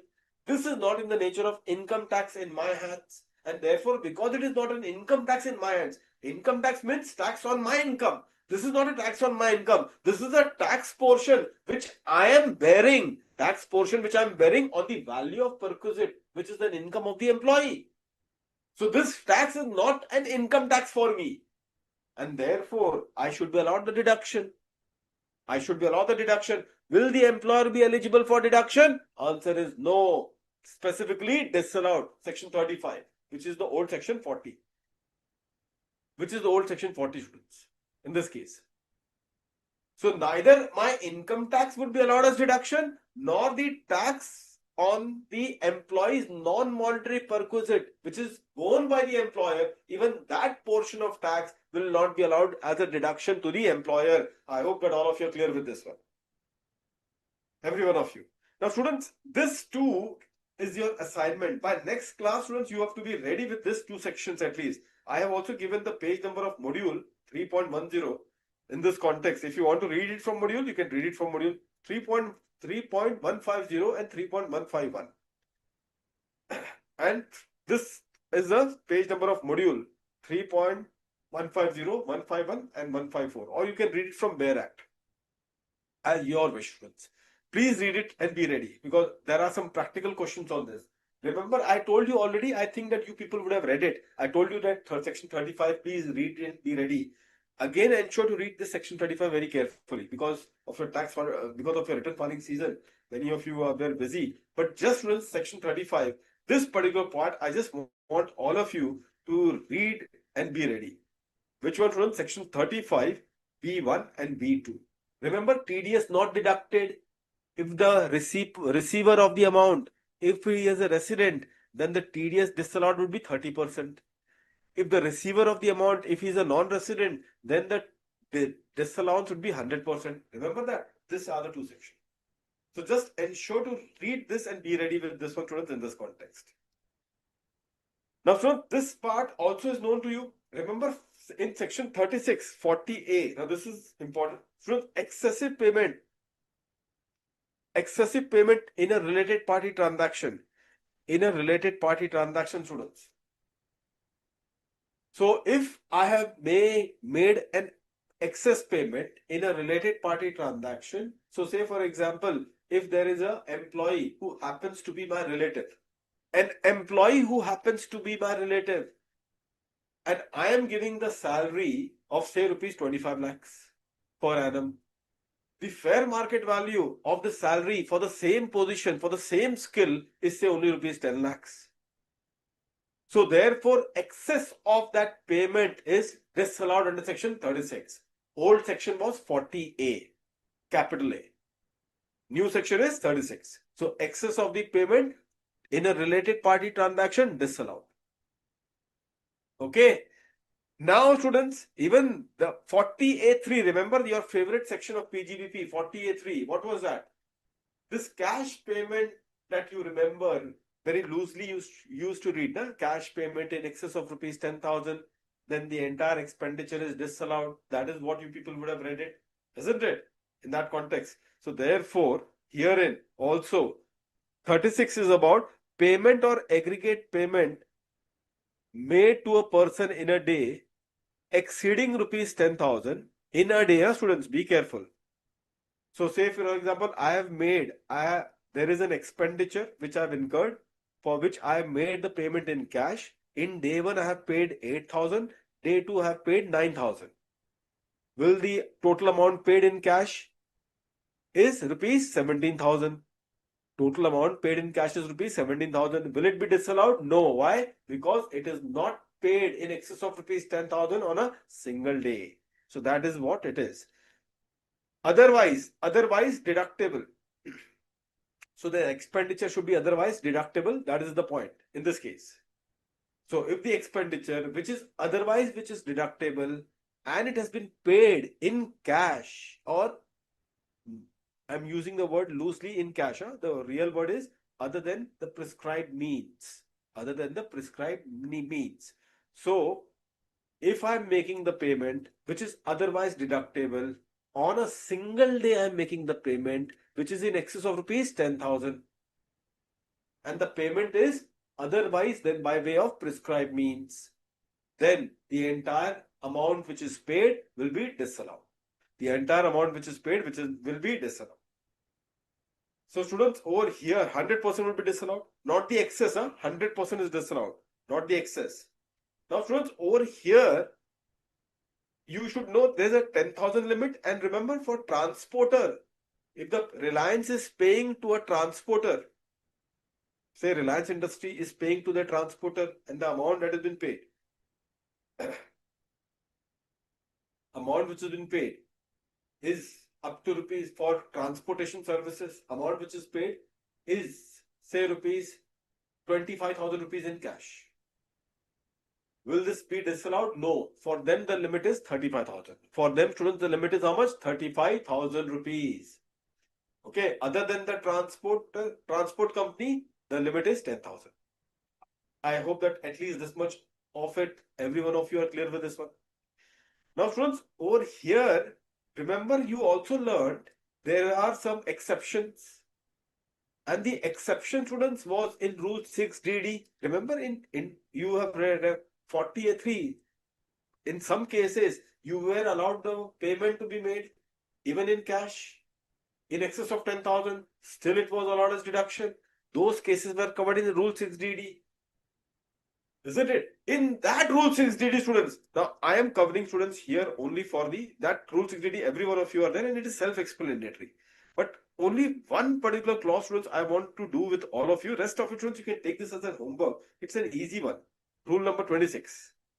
Rule number 26, students. In this case, module page number has also been given to you. So this particular part, just focus only on this particular thing, students, right now. Two particular items of this thing. Terminal benefit to the employee or their legal hires where the aggregate does not exceed rupees 50,000. Terminal benefit means final payment. If the final payment, if you are making to the employees where the amount does not exceed rupees 50,000, in that particular case, students, the entire amount which is paid in cash, if it does not exceed rupees 50,000 and it should be a terminal benefit means final payment to that employee, then in that case the amount is allowed as deduction. Other than that, students, in this case, the next one, students, is an important one. Salary which is paid after deducting tax at source. Obviously, this salary is paid in cash because this is an exception to that rule which we are learning right now in section 36, old section 48.3. So, salary which is paid after deducting tax at source to an employee. To whom? To an employee who is temporarily posted. Now, this is important. Temporarily posted for continuous period. These are important words. Continuous posted for 15 days or more. For how many days, students? 15 days or more. away from the normal place of duty and who does not maintain any bank account in that place. So in that place, he doesn't maintain any bank account in that context. So if an employee is temporarily posted for a continuous period of how much? 15 days or more, in that case 15 days, and that should be continuous. So in that situation, students, the amount, even though the amount is paid in cash, which is in excess of 10,000 to the employees as their salary, it will be allowed as deduction. The only condition is that he should not have the bank account in that particular case. He should not maintain any account. So that, students, is something that you should just bear it in mind. And that is it, students, in this context. That is it. So this primarily covers all the provision of employee related provision under the entire head of PGBP, students. So again, just a very quick recap. What exactly was the provision? Where we started? We started with the specific provision which was there of the approved funds or statutory funds, in which there was a capping of NPS that I told you, just be very careful about it. What about the payment which is made to unapproved fund? Payment which is made for an unapproved fund, will that be allowed as deduction? Answer is no, specifically disallowed, will not be allowed as deduction in this case. What about, students?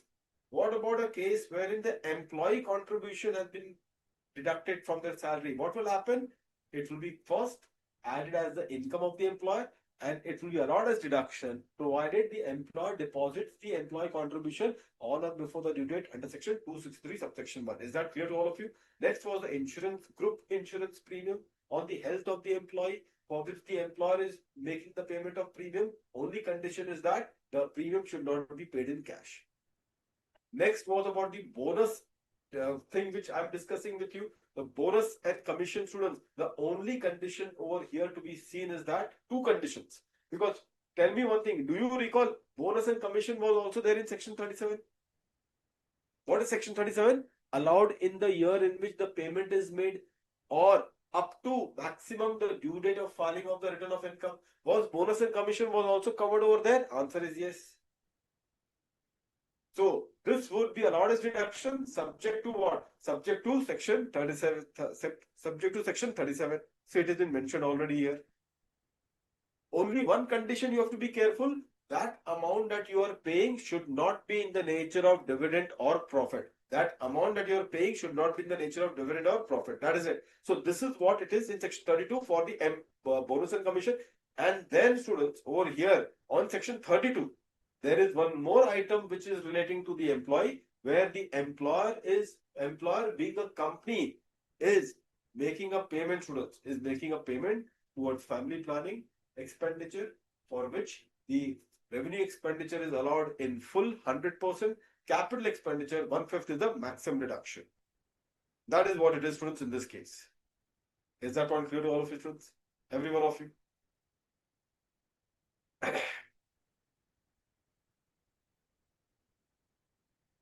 Perfect. VRS retrenchment comparison we have discussed. That is also done with it. VRS and retrenchment comparison we have discussed. Income tax disallowed if the tax on the employees non-money requisite borne by the employer. Is it allowed? Again disallowed. Is it allowed, students? It is again disallowed. Okay, so that is also considered. 35B1 and 35B2 TDS defaults. I told you just to ensure to read and come once, because one question, practical question, would be based on this also. And then excessive payment in a related party transaction disallowed. Excessive payment in a related party transaction disallowed. And last one, students, that cash payment in excess of 10,000. There also we have seen two particular points which was targeted for the employee payment. One was terminal benefit paid in cash, which up to rupees 50,000, that will be allowed as deduction. And the second one would be in if the employee is paid as salary where he is posted temporarily in some other than his normal place of duty, and the posting is for a continuous period of minimum 15 days, and in that place he does not maintain any bank account. In that situation, students, the entire amount which is paid to him as a salary in cash will be allowed as deduction. I hope that all of you are clear with this one. Now, anyone has any doubt on this before we start with the practical question, students? We need to start with the practical part now, students, in this context. And if any doubt, students, has been there, just let me know in this context. Radha? Abhijit, voice is breaking. Our voice was clear.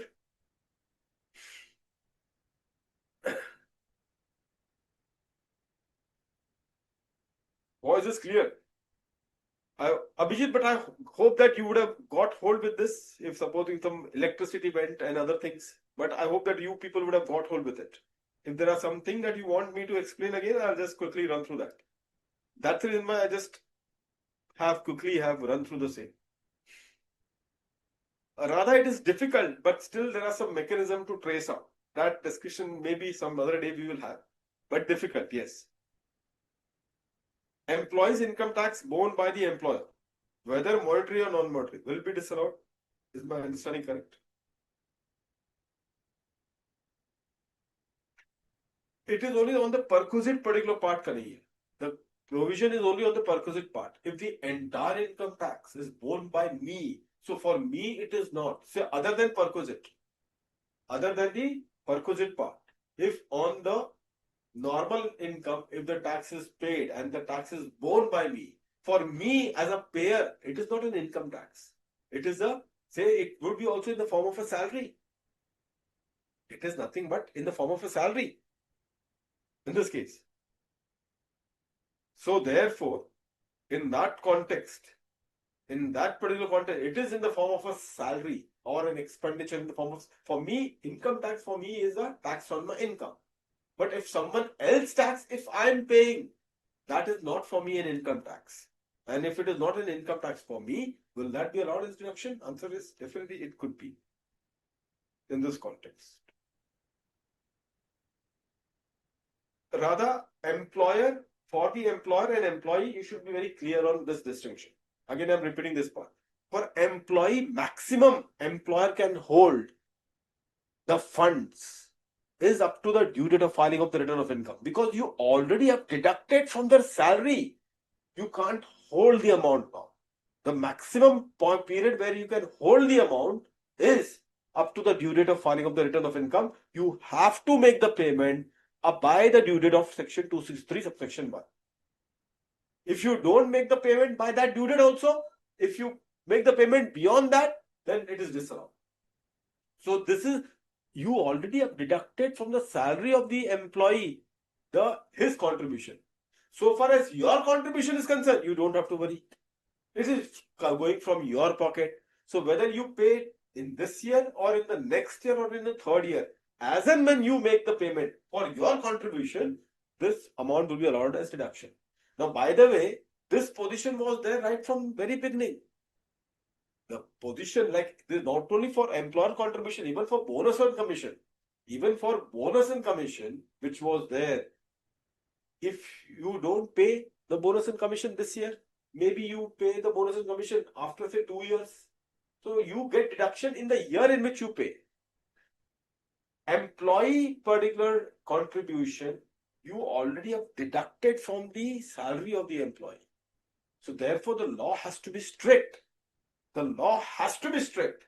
And therefore, what is strictness? That up to the due date of filing of the return of income under section 263(1), you will have to make the payment if you want to pay my deduction. In fact, for MSME students, just can we quickly one point, although will get an opportunity to run through it one more time. But since you have asked, Radha, the way the question has been targeted now, in that case, if I can just say, see over here, students, for MSME, there is, so if the payment, if you see over here, just a second, before that, then immediately after that, students, we'll go to the Q&A part, the question and answer. But just have a look for MSME students over here.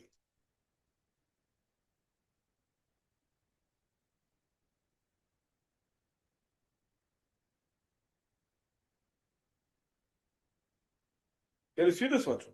Any sum payable to a micro or a small enterprise beyond the time limit specified in section 15 of the MSME Act. In this case, beyond the time limit. In fact, and then you don't even get, be careful, you don't even get the extension to the up to the due date of filing of the ROI if you are making the payment to the MSME. Whatever the time limit under 15 of the MSME Act, you have to make the payment within that time. If you don't make the payment within that time, then you will not be getting the deduction. So please understand the severity. MSME require money. If you don't give them money in time, these MSME will shut down their business. Cash become, because the cash crunch, small SSC, how they will survive? A cash crunch in this case for the small SSC. So government is regular. It's not that in all the cases you get that whenever you make the payment, you get deduction. It is not that case that whenever you make the payment, you will get deduction. Two cases. One is for employees and the MSME. Payment to the MSME should be made within the time limit under Section 15 of the MSME Act. Beyond that, disallowed. Point number one. Pay employee contribution, which is deducted from the salary of the employee. If the employer wants to claim deduction of that, he needs to pay latest up to the due date of filing of the ROI under 263 subsection 1. Beyond that, if he makes the payment, disallowed. Is that point clear to all of you students? Now, if that be the case, students, now let's come to students the Q&A. All the remaining parts of queries are all, you will easily get hold with this Q&A itself. So therefore now, the question and answer part, students. Let's start with the Q&A part.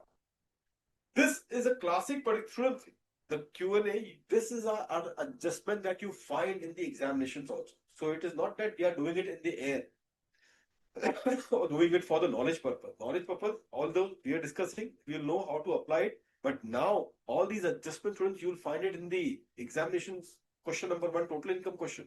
Generally, when the compulsory question. Let's have a look, students. Here, the tax year is 26-27. Now the question is, the company, a domestic company, reports a net profit of 80 lakhs for the tax year 26-27.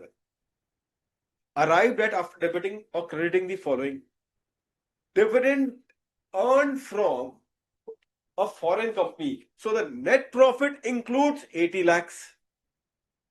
Students, net profit includes 80 lakhs. I told you 5 heads of income are there. And the accounting profit is made on a consolidated basis. So the first thing you need to do in the process of computing the total income under the Act, Income Tax Act, the first thing is classification. And if first thing is classification, what I told you, this is a IFOS income. So IFOS income will go to the last head. Right now we are like in PGBP. So what we will do?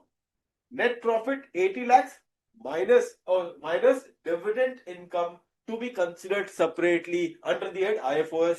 So 5 lakhs will be removed. And therefore, after that, we will get net profit for business. Unless there are some other particular items in the other heads, then you will do the adjustment of that also to remove those items and then arrive at net profit as per the books for business. But I know that I just wanted to test you this part. Just to please bear it in mind, students. You have to prepare your total income headwise. Prepare the total income headwise. There are students who forget the heads of income. In fact, not only you have to prepare the income headwise, you have to also respect the order. Section 13 is giving you the sequence. First head, salary, house property. That sequence needs to be respected. The section range, there is an interpretation principle that you need to give the effect sequentially.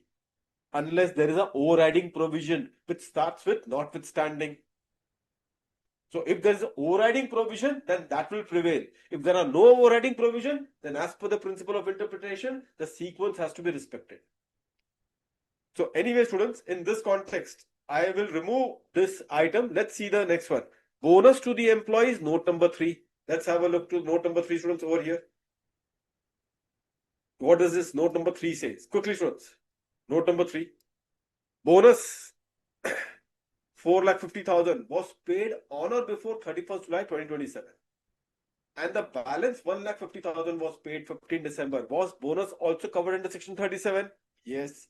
And therefore 1.5 lakhs of the bonus is paid after the due date of ROI under section 263(1). So how much debited? Debited is how much? 6 lakhs. So you are going to add back 1.5 lakhs by giving the reference of section 37.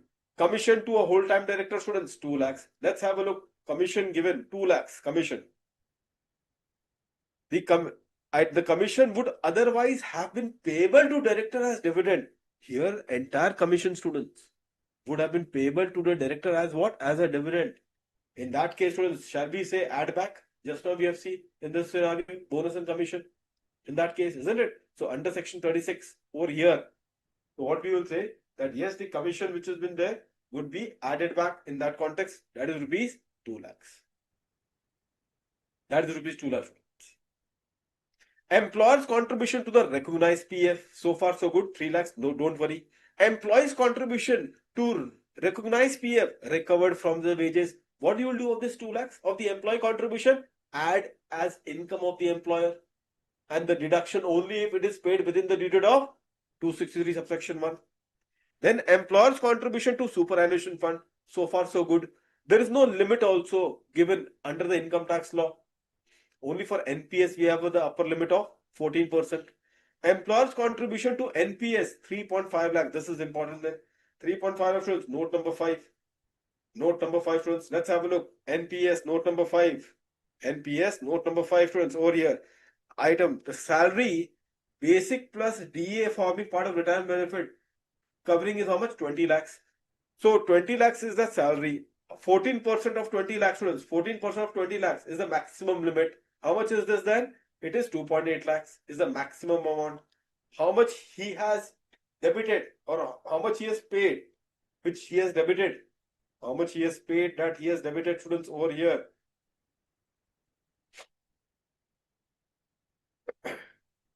3.5 lakhs. So how much to be disallowed? Being excess under section 29, it is 70,000. Under section 29, students, please make an attempt. Please don't be casual. Please, right now is the time. Please make an attempt to cite section wherever it is possible. Like 29 I'm using. Forget the clause numbers. 37 for that. Wherever possible, students, please make an attempt. Okay, just make an attempt. This is for the very first time, not for you and for the entire India. So therefore, for everyone, it is there. Only those who actually make an attempt once. If you have got your doubt, that sir, in the examination, I just came under doubt whether this is the section or that section, leave it. But at least we can make an attempt. Not this thing. Employer's contribution to an approved gratuity fund allowed up till now.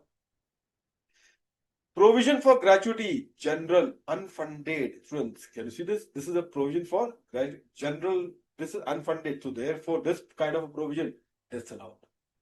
29 itself says unapproved funds will be disallowed. Therefore, 3 lakh students will be disallowed.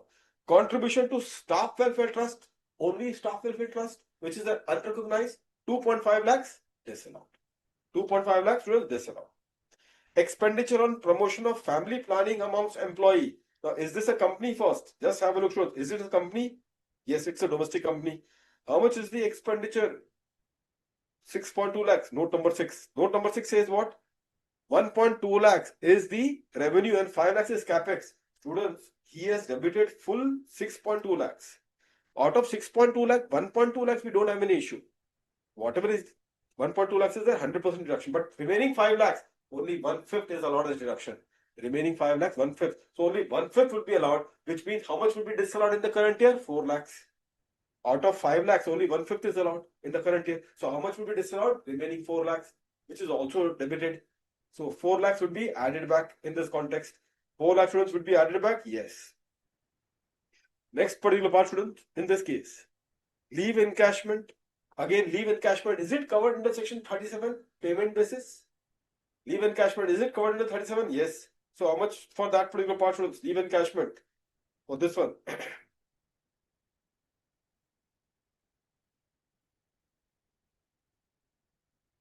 2,50,000 was paid. 1.5 lakh was unpaid. So because it is covered, students, in this context, was actually paid and 1.5 lakhs. was unpaid provision. So accordingly, if it is remaining unpaid, not yet paid, so that much of the amount would be added back. Unpaid amount would be added back.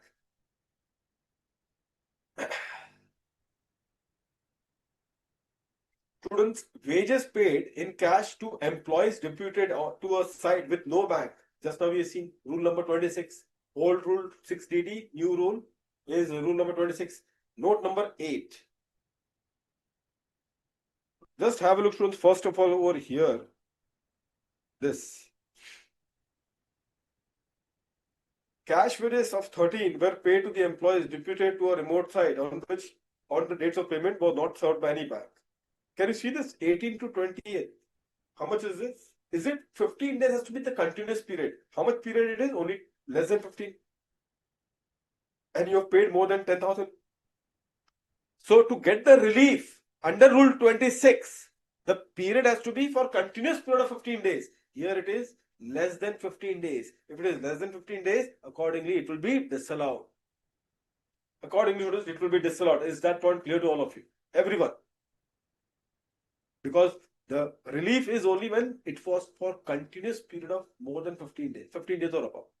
Just see the second one. Is it 15 days, continuous period of minimum 15 days? Answer is yes.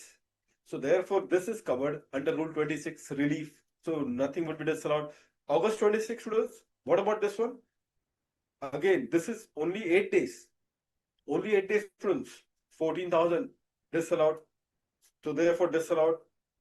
Then 14 to 28, 6 days. Any case, this is only 8,000. Only when you make the payment of salary in excess of 10,000, that the provision of that disallowance will apply under section 36. Here that you are making the payment, students, here that you are making the payment is less than 10,000. So the question of disallowance will not apply. So how much is the total amount disallowed? For June, 15,000. For August, 14,000. So total disallowance is 29,000. 29,000. Salary to Mr. R, brother of director, 5 lakhs. So this salary of 5 lakhs. So obviously there has to be something which is unreasonable. Unreasonable, students. Therefore, fair value of salary is 4 lakhs. So 1 lakh would be excess amount would be disallowed. 1 lakh would be disallowed, students, in this case. Compensation under the ERS, full 10 lakhs has been debited. Full 10 lakhs has been debited, students. So you tell me how much would be added back? Only 1/5. So 1/5 means 2 lakhs. Only 2 lakhs should be allowed as deduction. But he has debited entire 10 lakhs. So how much would be added back? 8 lakhs. How much would be added back? 8 lakhs. Under section 52 for BRS.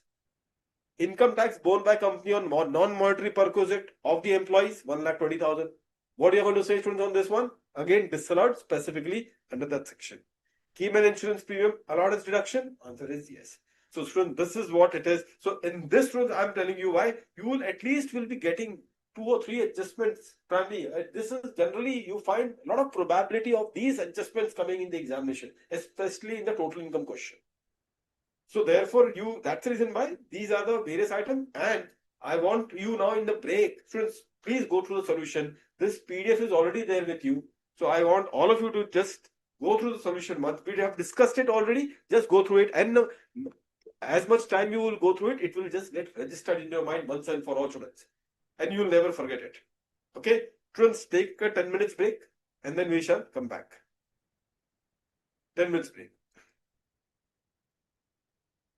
After that, students, we are going to do this sectoral provision, the next part.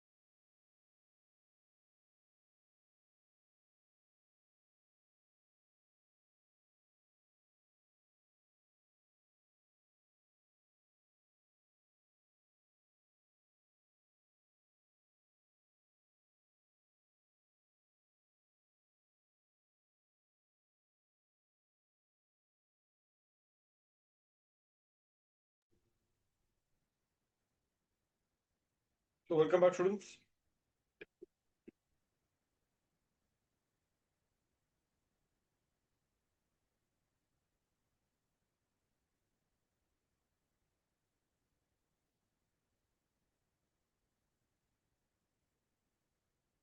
Students, let's proceed further.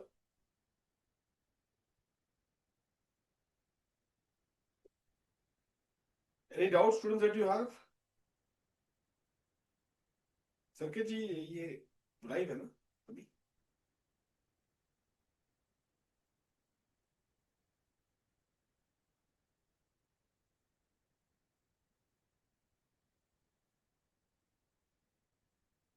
संकेत जी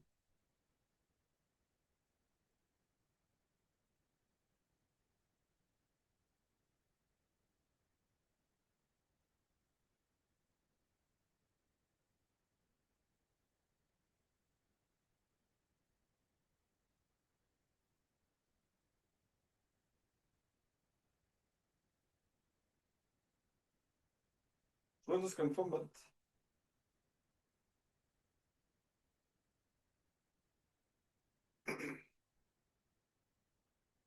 perfect.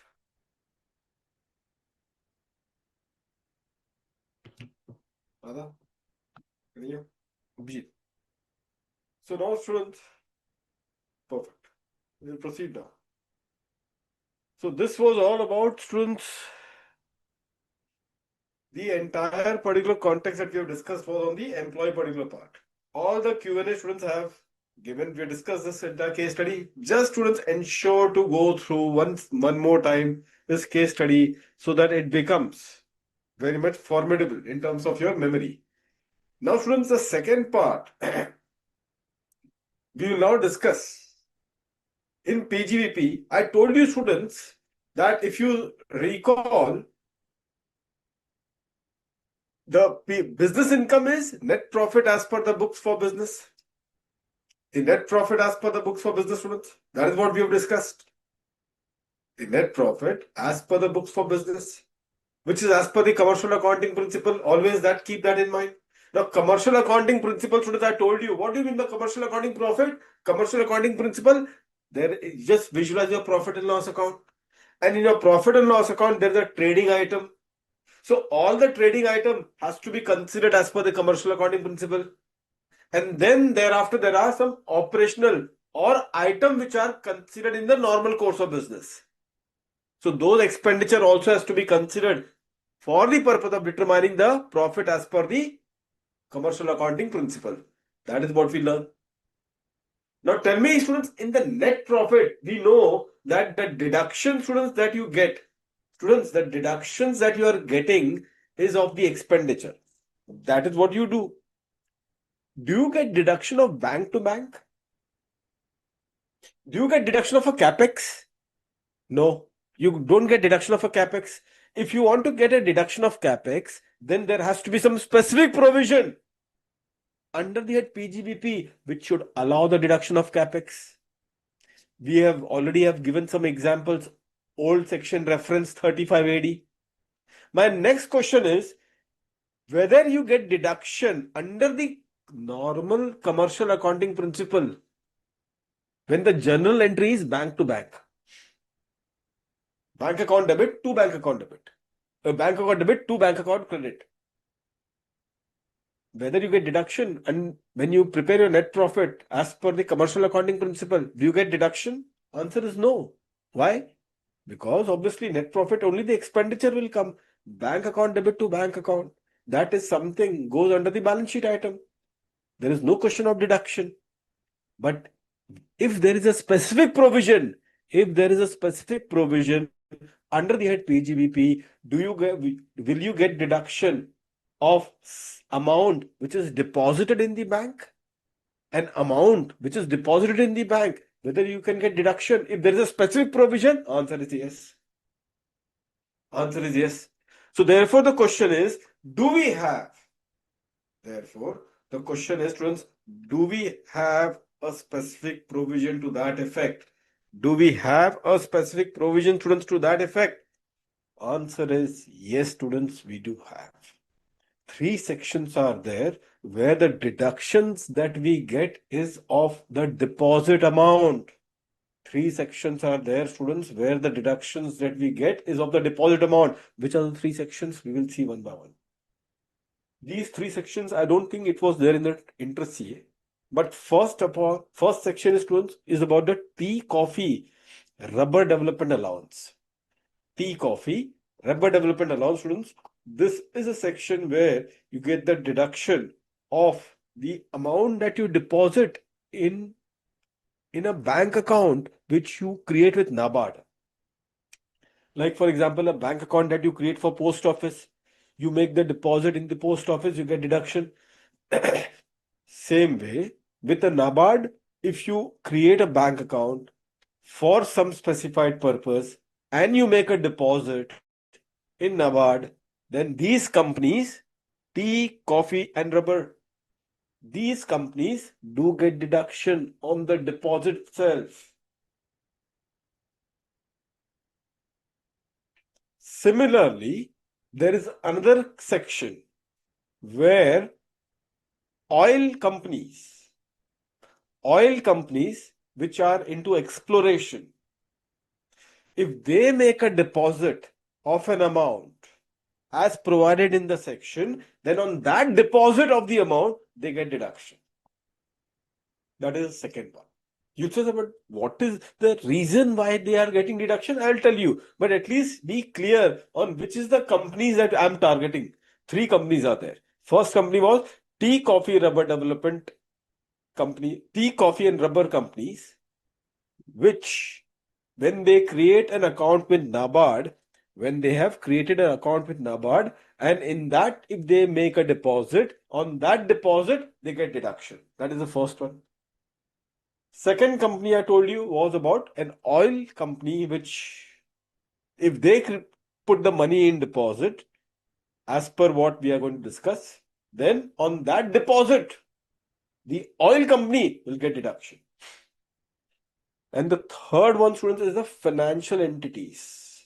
The financial entities who are engaged in long-term finance, if they put the money in some deposit or a reserve account, if they put a money in some deposit or a reserve account, then on that particular reserve that they have created, on that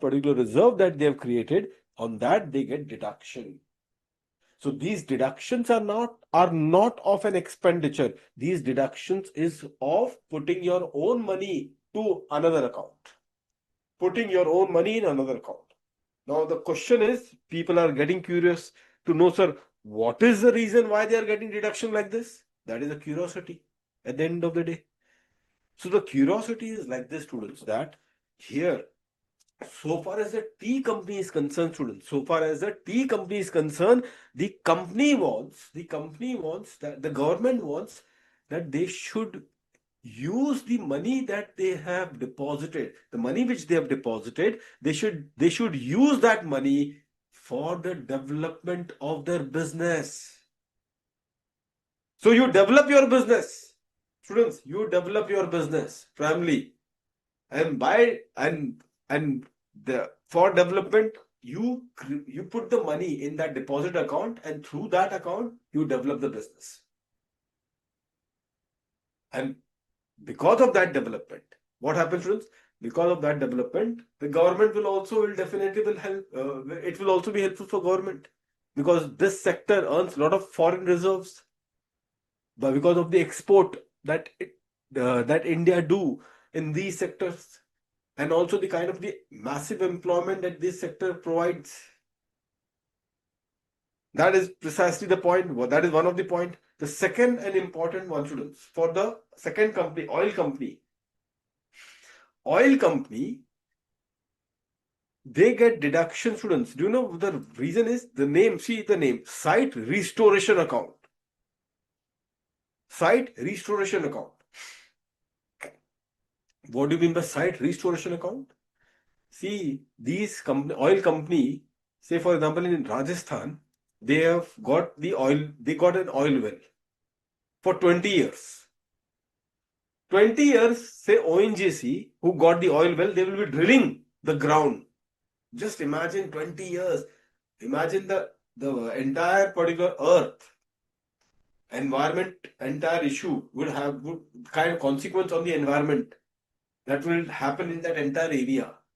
The government understand this, that it will have a huge consequence. Say after 20 years, they will stop it because the license was only for 20 years. After 20 years, if they leave like that, then what about that entire area which is completely damaged, which is now a big environmental concern? That is the reason why, students, this section enables that, look, you ensure that, you have to ensure that the site which we have given you for exploitation to extract the oil from the well, after you leave, you are restoring that site. Obviously, there will be a huge expenditure that will have to be incurred for restoring the entire site, because 20 years you were drilling that entire land, the oil wells. So to restore that, you'll require funds. At the end of, say, 20 years, I may not have any fund to restore the site. So that is the reason why the government says, don't worry, you every year you start depositing the amount in this particular fund.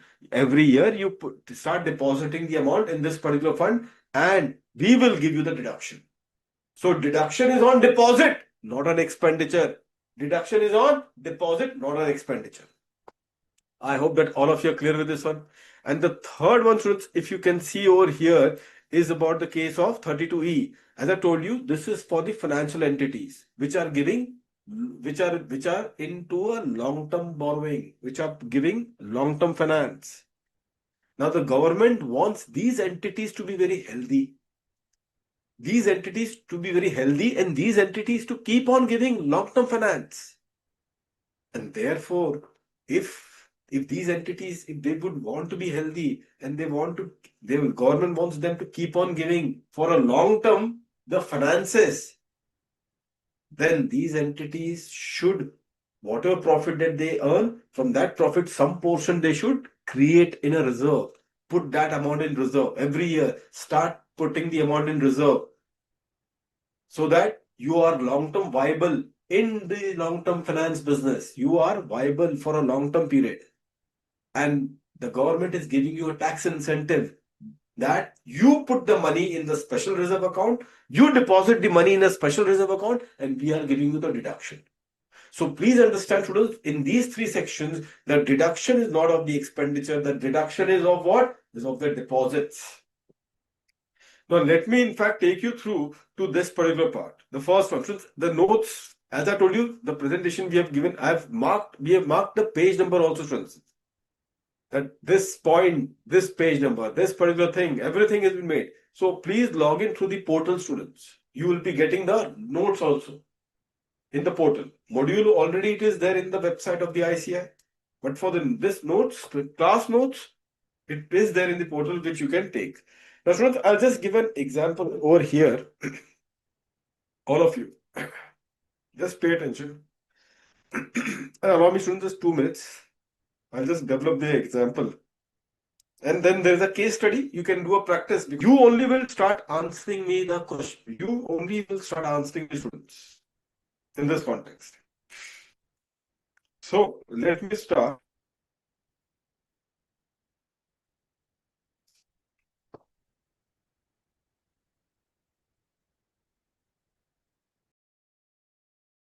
Recording in progress. 10 lakhs. Now, within that 6 months period, so tax year, primarily within the 6 months period in this context, so 6 months would be 30th September 2027. By this is a time limit. I'm just writing the word TL.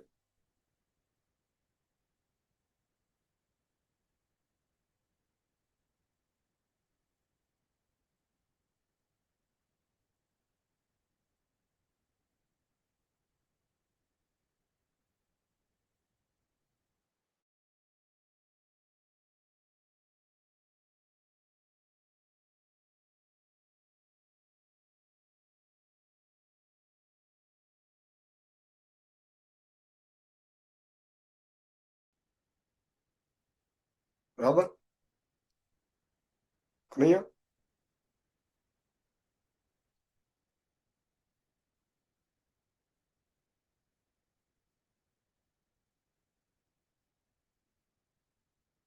Is it visible, students?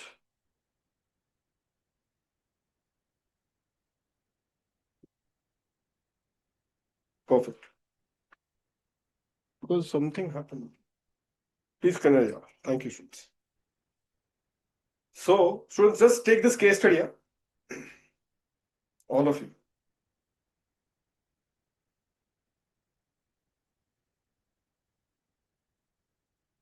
So here, this is the time limit to deposit the money in NABARD. So I'll just write time limit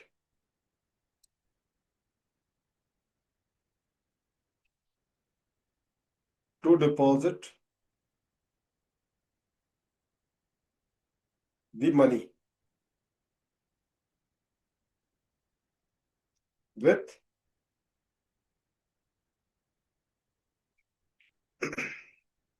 whom, students? With NABARD.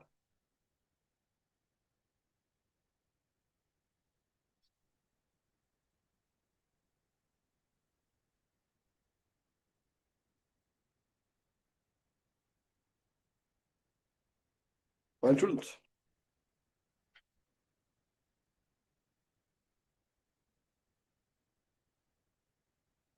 Now, in this particular case, students, actual facts, he deposited students the money.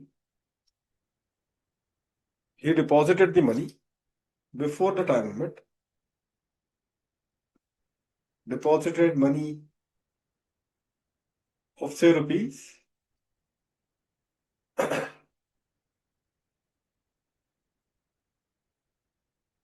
say 3 lakhs. Fine, students. Deposited the money, rupees 3. Please take a note of this fact, sir. Because when you read the provision and when you solve those case study, this should be more like a practice. So now, students, come to this, how the computation is done. Please understand one more thing before I proceed. Which company we are talking about? Which tea company we are talking about it? We are talking about the big tea companies which has got tea gardens, where they are not only growing, but they are also manufacturing, growing of the tea leaves, and then plucking the tea leaves, then manufacturing to tea powder. Same also with the coffee as well as for the rubber plant. Rubber plant, growing of the rubber plant, and through that thereafter manufacturing of the rubber. See, you should understand this conceptually and you should visualize it. Otherwise, certain sections require visualization. It is not meant for all the SSC.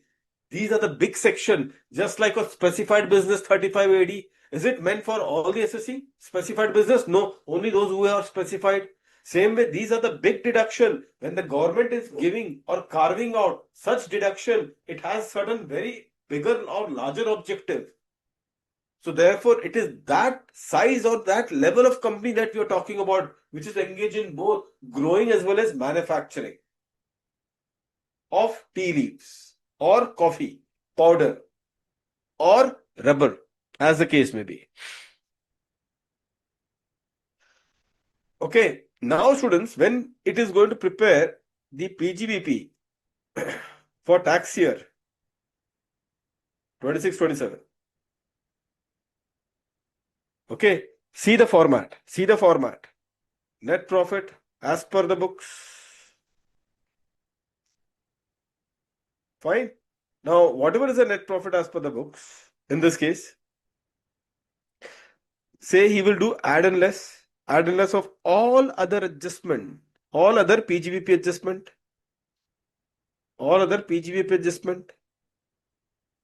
that he will do. And after doing all the other PGBP adjustment, students, this is what he gets, rupees 10 lakhs.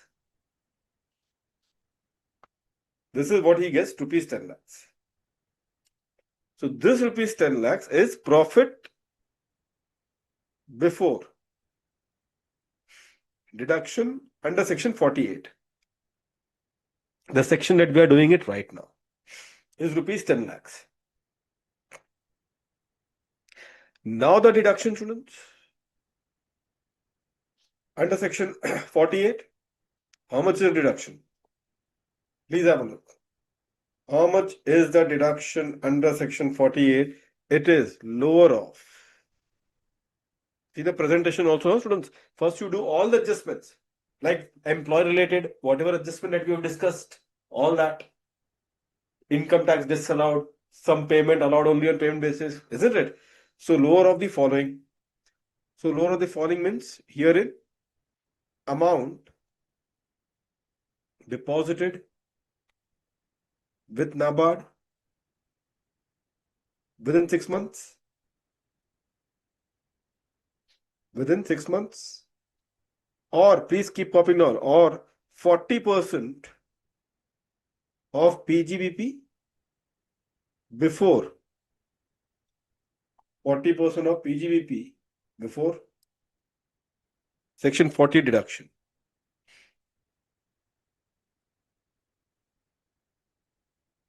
Please put an asterisk over here, students. Please put an asterisk over here.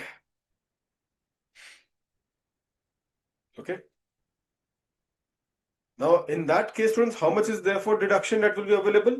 As per the case study, that is already highlighted to you. As per the case study that is already highlighted to you. How much is the deduction that would be available to you? Would be 40% of maximum is 4 lakhs. And how much he has deposited within 6 months? 3 lakhs. So deduction, students, would be how much? Rupees 3 lakhs. Maximum is this much. And then this is 7 lakhs. Now, students, be careful. This SSC, be careful, students. Please pay attention now, students. Stop writing. Stop writing and please pay attention. This SSC, students, can we say he is in the growing plus manufacturing? He is in growing plus manufacturing, and the answer is yes. So if you are in the growing plus manufacturing business, students, if you are in growing plus manufacturing business, can we say therefore there is portion of the business is an agricultural activity? A part of the business, students, is an agricultural activity. Do you all agree? A portion of the business, students, is it an agricultural activity? And the answer is yes. Because he is growing as well as manufacturing. It is a composite business. It is what? It is a composite business. And therefore, this 7 lakhs is a profit of a composite business. And because 7 lakhs is a profit of a composite business, please tell me, in this case, you will remove, as per Rule 271, students, as per Rule 271, the portion of the profit which is at, I think you would have learned this in initial chapters. If it was there, I'm not aware, but it should have been there. If not, then maybe later on you will learn somewhere. But still, so portion of the profit, students, in this case, how much? It is 60% is agricultural and 40% is non-agricultural. 60% is agricultural and 40% is non-agricultural. So students, just very quickly calculate in this context how much is agricultural and how much is non-agricultural for the purpose of calculation. Quickly. So out of 7 lakhs, if you see, 60% is agricultural over here, which means that 4 lakh 20,000 agriculture income, therefore exempt. And this non-agricultural is what is the business income, which is taxable. Which is taxable. So therefore, in that case, students, 2,80,000 is what is taxable. Do you all agree to this one? This is part one of the story of these companies. Students, this is part one of the story of this company. Where, how they claim deduction. By the way, if this question would have been for a coffee company, students, I think you are aware of the rule. instead of tea, if this question would have been for a coffee company. So for a coffee, students, in this case, I think for coffee, what is the scenario? What is the percentage, students? Indeed. Exactly. Very good, students. For the coffee particular part, over here, 25-75. So here, students, coffee, you should be careful. There are two types over here, wherein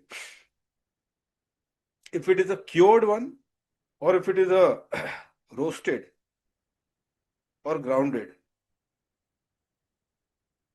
If it is a cured one, in this case, so max herein only 25% is the business income, taxable,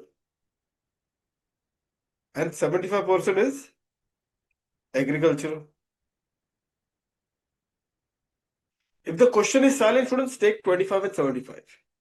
Students, if the question is silent, take 25 and 75 only for coffee. But if they specifically give you this much is cured, this much is roasted or grounded, then you need to know this particular percentile. If it is roasted or grounded, students, 40% is taxable and 60%, just like tea, is agricultural. Here I can write just like tea. And the last, students, which has been there, the rubber company over here, for the last one, students, the rubber company, it is 65-35. So 35 is taxable and 65 is agricultural exempt. Just you need to know this. So if if this company, they are talking about the tea company, then this is what it is. Then this is what it is, students. Is that point clear to all of you, students? Every one of you? Is that point clear to all of you, students?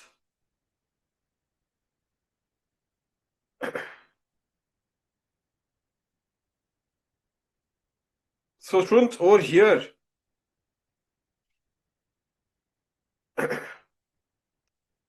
students, if you see, the question you need to be very careful. I remember very old attempt, one of the attempt of the ICAI somewhere in 2009, 2010. It was those era in which they have asked a question of total income of Lakshmi Tea Company Limited. 2009, 2010, they have asked a total income question of Lakshmi Tea Company Limited. And in that there was an adjustment, students.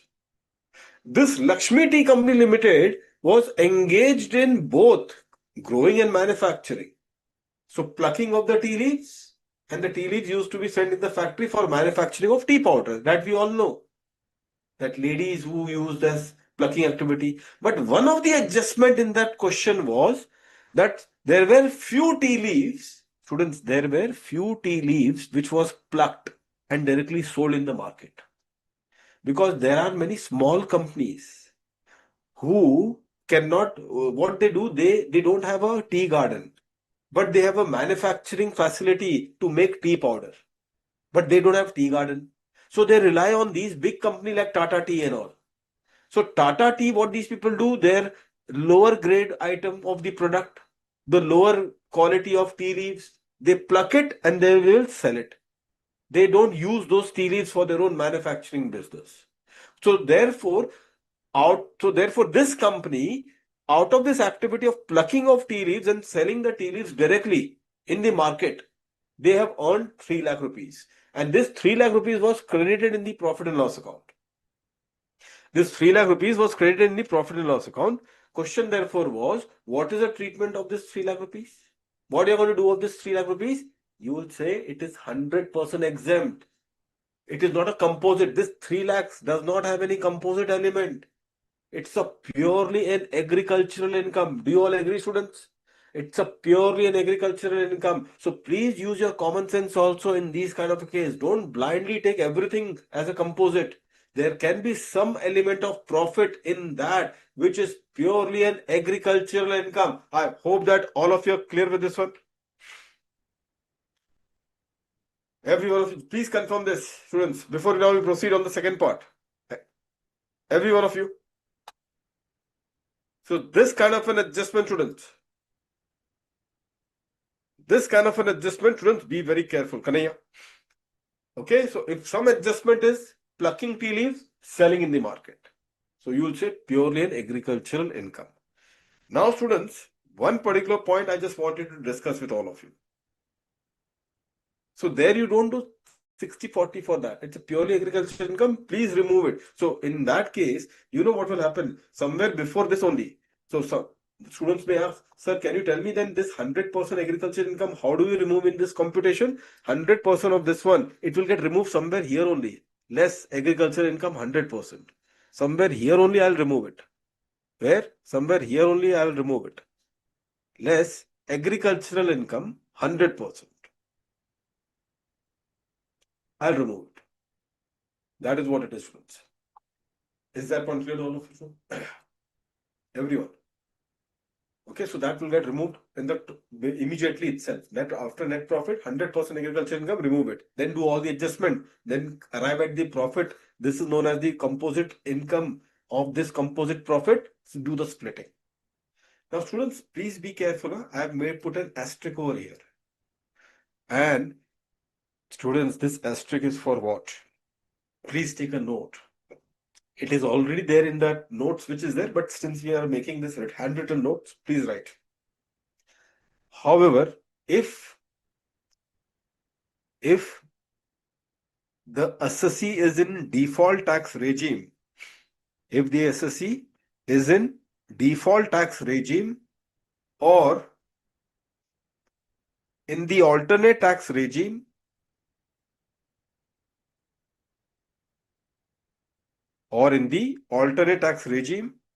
then the deductions on the deposit, under this section is not available.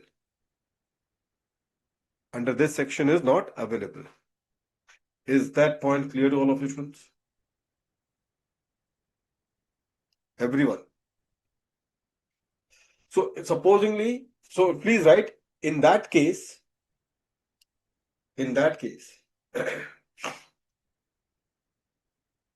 the taxable income for tea company, will be how much? These could be also your MCQ question. The taxable income for such tea company will be how much? Not 10 lakhs. Because in 10 lakhs, 60% is agricultural portion. In 10 lakhs, 60% is agricultural income. So how much is the taxable income? 4 lakhs. So write 4 lakhs, 40% of 10 lakhs. This is a taxable portion. If it is a coffee company, then 25%. And if it is a rubber company, then it is 35% of 10 lakhs is your taxable income for tax year 26-27. Is that point clear to all of you, students? Every one of you. I hope that there are no doubts now, which is there in this. Now, part 2, students. Now, what they do about this deposit, the question is, now considering that the assessee made the deposit, it got the deduction, it was not in the default regime or it was not in the alternate tax regime, and it got the deduction. The question is what it will do of the deposit. Obviously, students, this government wants you to use the deposit for development of a business. So tea, coffee, rubber development, site restoration. Now the name itself suggests development. Development of what? Your business. So the money has to be used for development or else keep the money with the NABARD. So this is more like a escrow. So here in the NABARD, students, so what will happen in this context, students, is that the question is that then there would be what? Then there will be a withdrawal. Some year question is that, sir, is there any time limit? The act does not provide you any time limit of withdrawal. But whenever there is a withdrawal, then there would be some consequences. And what are the consequences, students? Please have a look. Whenever there is a withdrawal, students, withdrawal year, this is part 2. Part 1 story is over. On deposit, you got deduction. Then subsequently, there is a withdrawal. Now, when you do a withdrawal, students, what can happen? 2 things can happen. One is utilization. utilization. Or primarily in the second case, students, is about what?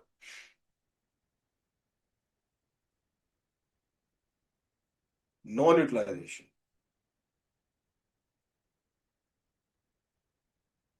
So here, students, please have a look. Non-utilization. In the case of non-utilization, students, what happens? What is the provision? The law requires that the money withdrawn should be utilized. Money withdrawn should be utilized in the year of withdrawal. Year of withdrawal.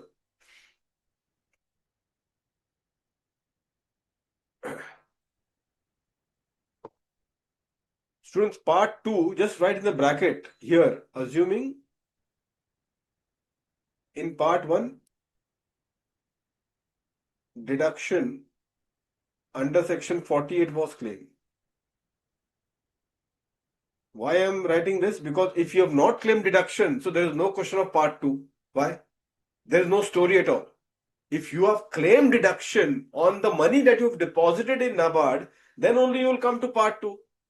That then the government will be interested to know that how you are using the money when you are withdrawing from it. Why government will be interested? Because government, in the year of deposit, you took deduction. Why you took deduction? Because you are not in the default tax regime or you are not in the alternate tax regime. So you took the deduction in the first particular part. And then the government will be keen to know how you when you withdraw, what you did. So therefore, the part 2 will be applicable when in part 1 you claim some deduction. In part 1, if you have not claimed any deduction, the question of part 2 will not arise. Isn't it? Now, students, the money withdrawn should be utilized in the year of withdrawal. Here you will write non-utilization. Non-utilization will be deemed income. Deemed income.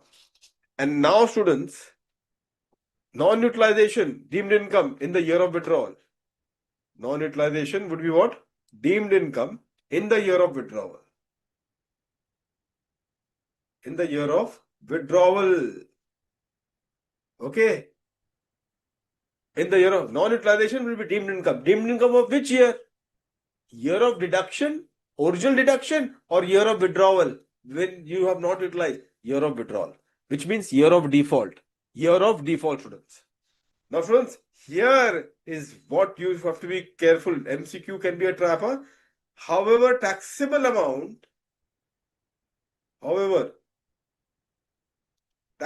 portion students would be, the taxable amount would be how much? 40%. Taxable portion would be how much? I'll make you understand this, but first copy down this. 40% or 35% or 25% of the deemed income. Of the deemed income. However, the taxable amount would be how much? 40% or 35% or 25% of the deemed income. You'll say, sir, why you have made it? I'll explain you, but just at least write it and then I'll explain you quickly in 2 minutes. Quickly, students.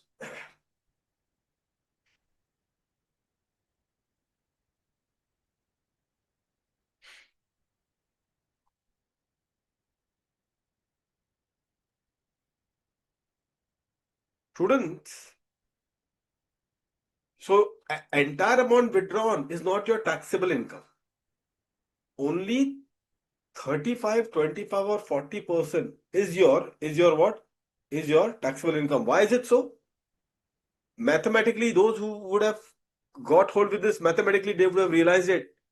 Because, tell me one thing, this splitting of income as per rule 271, that splitting of income, students, you did before deduction or after deduction?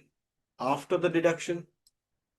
Once the deduction was given and then you got 7 lakhs, did you took entire 7 lakhs as your taxable income? No. From 7 lakh you did the split.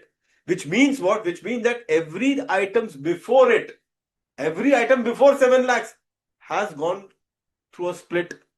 Not that every 40% of even your deduction of or any expenditures or any deposit, that 40% or 60 or 35% or 25% is only non-agricultural portion.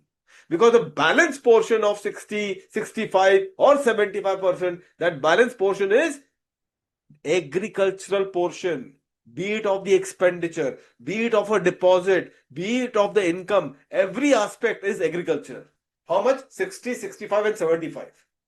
So even of the deposit, 60%, 65%, 75% is your agricultural component, and only the balance component is your non-agricultural component. Is that point clear to all of you students? And therefore, a deduction on deposit is also restricted. The deduction on deposit is also restricted to 40% or 35% or 25% only, technically speaking, after removing the agricultural side. After removing the agricultural side. So if that is the case, students, so your deemed income, taxable income portion is how much? The taxable amount would be 40, 35 and 25% of the deemed income. I hope that all of you are clear with this one. Students, every one of you, please confirm here if you are clear or not, students. I want this confirmation from all of you. Only then we can proceed further. This confirmation is important, students.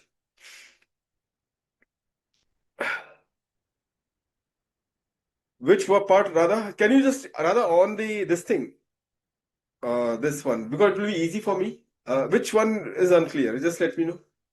If you can, on the speaker would be very clear, easy for explaining. Logic, which logic? Type it quickly, but.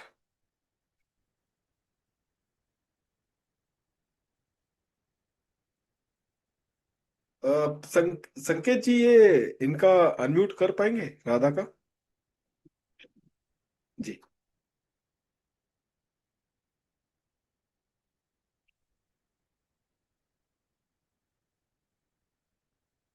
See, understand, this was a heavy calculation of students. So you should be very clear. Otherwise, these heavy calculations are there. And this is the, I'm telling you, 75 to 80% students make an error because of this. These are arithmetic only at the end of the day. But you should conceptually start to relate everything. And this is the error-prone zone.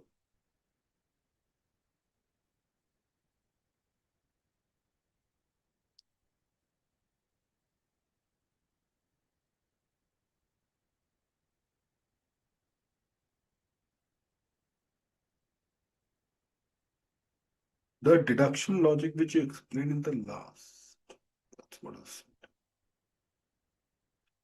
So again, I'm repeating this thing because I'm not getting the thing, but I'll just try to explain this again for all of you. Supposing the students, I just again I explain in a layman particular way, in a different way, so that if this way you people can be clear. Let me explain you all in a different particular way in this case. Consider this particular scenario. Just forget the deduction part. Consider the P&L, profit and loss account. So here it is a sales of say 100, purchases, whatever it be, 80, then expenditure of say 10. In this case, that is what it is. Other expenditure, say 10. Purchase, sales is 100, purchase is 80, and then other expenses is 10. So tell me the net profit. And this is only the PGBP. This is only the PGBP, students, in this case. So this is here in this case is 10. Okay. Now this, when you do the split 60-40 or 65-35 or 35 or 75-25, you do of the profit. You do of the profit. So in that way, if you are doing a split of this composite activity, so this much is agricultural and non-agricultural. So say 60% or 65% or 75% as the case may be. Non-agricultural income 40%, 35% or 25% as the case may be.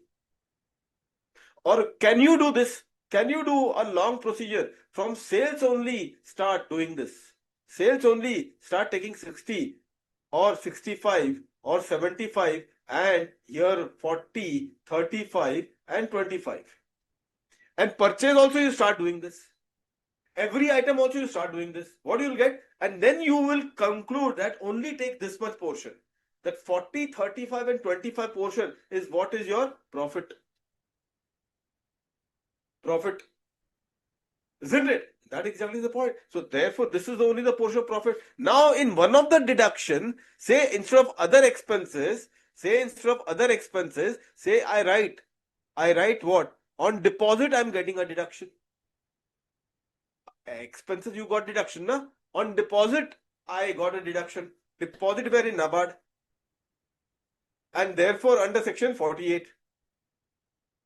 Now, deposit I did 10. In this case, now you tell me how much is the deduction?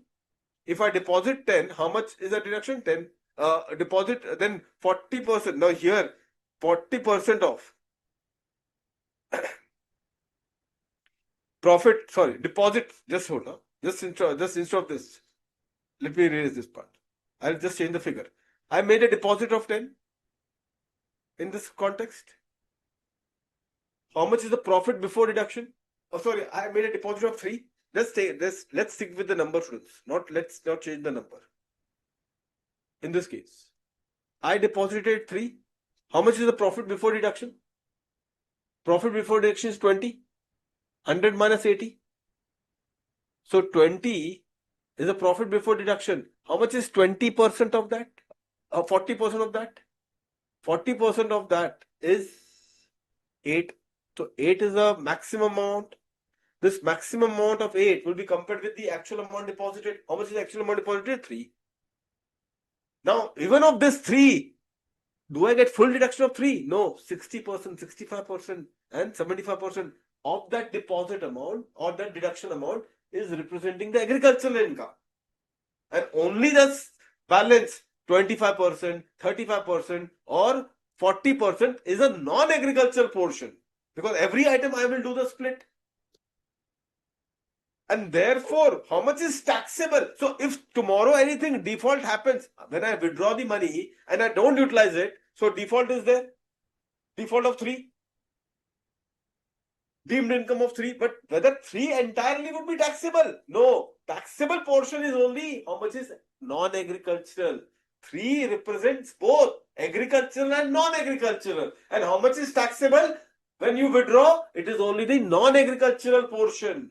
And therefore, in that also, when you withdraw 40%, 35% or 25% is what will be considered as the taxable income. And that exactly is the point over here. I hope that rather now it is clear. If it is, please let me know. Confirm once. Got it? Perfect.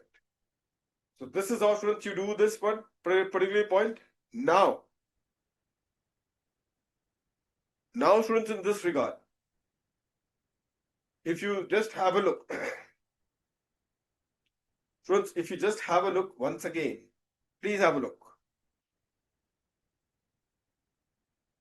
So I'll just complete this chart, students, because then there's a case study which is something. Now, utilization part. Now, for utilization, students, also there are 2 things. For utilization also there are 2 things. I'll just write like this. The utilization is misutilization.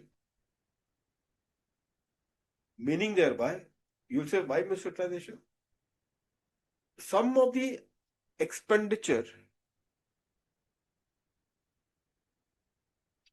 Let me confirm the schedule number, students, once for this. Just a second. Let me confirm. Just you start writing, make 2 categories. So one is misutilization and utilization as per the scheme.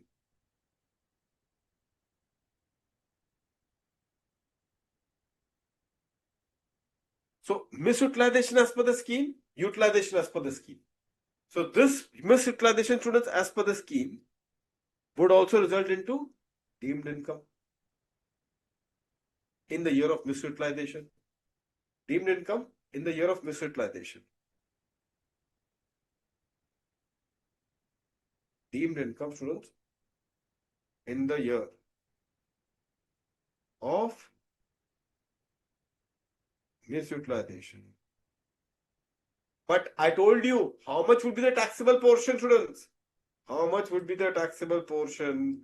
But taxable portion over here also, in this case, deemed income in the year of misutilization you have written, but the taxable portion is only this much. The taxable portion, students, can you see this, is only up to 40%, 35% or 25% of the deemed income.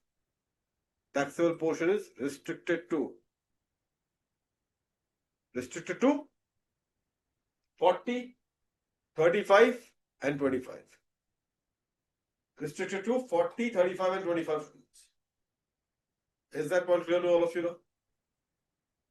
So if you withdraw the money and you don't utilize in the same year, deemed income, it's a default.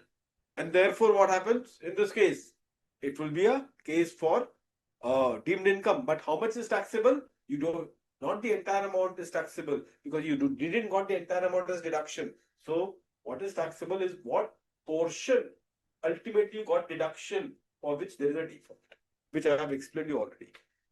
Misutilization, students, understood? Now utilization as per the scheme, students, just write over here one particular part. So generally here the preferable option is asset to be purchased. Asset to be purchased from withdrawal. That is what the government encourages. Because if you purchase asset means you are putting yourself in development work for long term, for manufacturing and all. Asset to be purchased, asset purchase. So government encourages that you use it. You withdraw the money and purchase the asset. Asset purchased from money withdrawn. Okay. But here, students, there is one lock-in period. Lock-in period is 8 years. What is the lock-in period, students? 8 years. Lock-in period is 8 years, students. And if what? If money, if asset sold within 8 years, if asset sold within 8 years, so I have already a case study in this particular thing. Small case study is there, students. I will recommend you to go through it. Asset sold within 8 years, what will happen? Again, deemed income to the extent of deduction from the asset, to the extent of deduction. Students, I'm underlining this and ensure that when you do this case study, you remember this. To the extent of deduction is a deemed income. Refer case study of notes. But how much is the taxable portion? But taxable portion is the entire amount which you deposited, then later you withdrawn on the entire amount that you deposited. Did you got deduction of the entire amount that you deposited? No. You remember what happened. And therefore the taxable portion, so the deemed income is the extent of deduction that you got. And the taxable portion would be how much? 40%, 35% and 65%. When this will happen? This will happen when you sell the asset within 8 years. So this is what, students, is a scenario. Generally, I will say to all of you that the question that they ask in the examination is only up to part 1. Part 2, we have seen generally, students, in this case, you have to be ready. Even in MCQ, they can ask this kind of a question. This is a classic MCQ trap. Because that's what, Radha, you got stuck there. On the deemed income, people got right. But the taxable portion is not the amount which is the deemed income. It is only taxable portion in the default. In the case of default is not the deemed income, but 35% or 25% or 40% is what being Non-agricultural side is what would be considered as taxable income of the default amount. Is that point clear to all of you students? Everyone.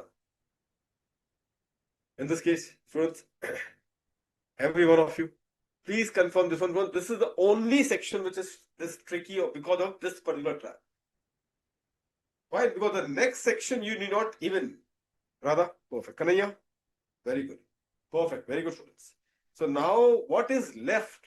If you see now the next section, we need not even discuss it. This you can say as a homework. Only one thing changes. You know the concept, site restoration is for whom? For oil companies. And is it, what is the name? Site restoration. Restoration means when they will exit, the entire damage would have happened. So they need to restore it back. For that, every year they deposit the money. For depositing the money, they get deduction. How much deduction? Amount deposited, but restricted to 20%. There it is not 40%, there it is 20%. Site restoration. Tell me one thing. Now, whatever is the balance profit of that balance profit, is it agricultural or non-agricultural? Is it? Yeah, rather. That's true. Is it agriculture, non-agricultural? For oil company, do we take about agriculture or non-agriculture? No. So once they claim deduction, which is maximum 20% of the amount deposited, balance is your profit and gains from business and profession. You don't do the split for oil company. It is only for the agricultural sector, which is having a composite business. Which is the composite business? Tea, coffee and rubber. Only for them that the split has to be done after the deduction. The way I have given it to you. Clear, students? Every one of you. Everyone. Now, in the case of site restoration also, if you are in the default tax regime or if you are in the alternate tax regime, you will not be getting the deduction. Simple. The way I've explained you for tea, coffee, rubber, same is also the case of this. I hope that every one of you are clear with this one without any doubt. Any doubt, students, is there? Please ask me again. Since we are in the section, it becomes easier to clarify the doubts. These are heavy. This is a heavy section which I thought to take up very outset. Because it's such a unique thing. Na? Deduction is not on the expenditure. Deduction is on the deposits. And I told you in my previous class also that the net profit is as per the commercial accounting principle. In the commercial accounting principle, you don't get deductions of deposit. You don't get deductions of capital expenditure. But if there are specific provision under the 8 PGBP which grants you the deduction of capex, which grants you the deduction of deposit, then you have to respect the mandate. So right now I am taking this part. In the next class also you will find I am doing the capex part. Some deduction which is on the capital expenditure. Yes, Radha. Give the adjustment accordingly. And if it is a composite business, Radha, if it is a composite business, then after deduction, whatever is the profit, after deduction, whatever is the profit, if it is a composite business, do the split as per rule 271. Is that clear? I want 100% confirmation of clarity. Otherwise, we will not stop the class. This is one thing. Every session that whatever we cover, we ensure that you people are fully clear. There is a small case study, students, which has been there. Please ensure in the notes when you download the notes from the portal, you will get the small case studies. Do that as a practice now. Same concept apply. I have ensured that all whatever there in that case study, I've captured it in the notes. Okay, so that your revision also becomes intact. Shall we proceed, students? Now, in that case, students, the last particular point which has been there. Last section, one more section is there. Now, students, this can be a very important section because there is a Supreme Court judgment that has come of national.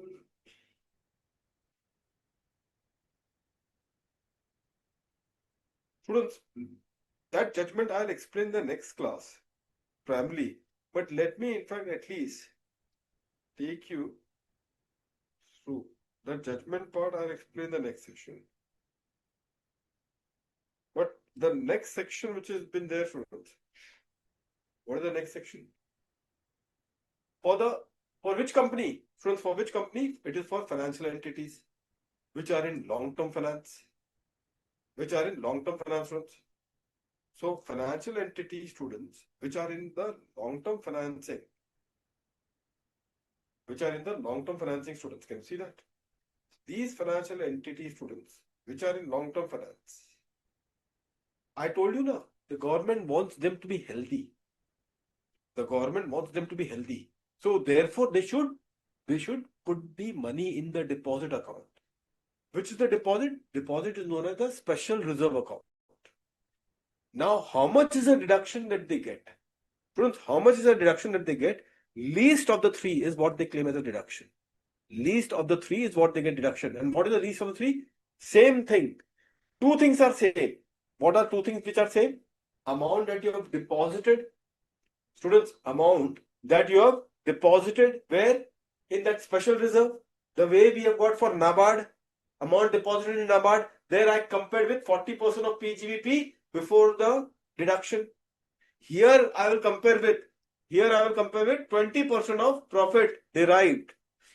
20% of the profit derived. So here the comparison, amount deposited will be compared with 20% of profit derived. Students, the case law which is there of the Supreme Court, very recent judgment and very important judgment, is on the word derived. This is something we will discuss first in the next session class. Very important judgment, students, of NCDC Supreme Court, December 2025. So herein, 20% of the profit which is derived from the eligible business. 20% of the profit which is derived from the eligible business. Because this language of profit derived is used also somewhere in profit link deduction. We do over here, we are taken care of in one profit link deduction, 10AA old section. Remember, you were having SEZ unit deductions, 10AA, ATIA, ATIB. I think those things were not there in interest CA much, but at least you would have heard of it. They are all profit link deduction. There also the language is profit derived from eligible business. What do you mean by the term derived? So we invest here, we are as good as invested there, because there also the same language comes again and again. The fact that here now we have got a Supreme Court recent judgment, therefore its chances also becomes quite high probability. So that's the reason why we are putting a bit of an emphasis on this. So 20% of the profit derived from the eligible business. In the case of tea, coffee, rubber, students, we were comparing amount deposited with 40%. In the case of site restoration, we were comparing amount deposited with 20%. There also 20% rate was there in site restoration. Here, the comparison that has to be done is of three items. Three items, students. First two items, amount deposited in special reserve is fine. 20% of profit derived from the eligible business is the second one. The third one is the additional thing only applicable for this entity,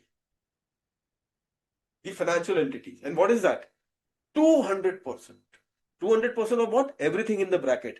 Paid up share capital. Students, they are using the word share capital. Share capital means whether it is both equity as well as preference. Yes, equity plus preference. Paid up share capital plus what? General reserve. So equity capital, preference capital plus general reserve, you'll add everything. And of that, you'll take 200%. And that 200%, you will then reduce that 200%, you will reduce with the amount carried to the special reserve. Students, I will just explain point number 3 through the example and we will close the session. And in the next class, we will do the word derived.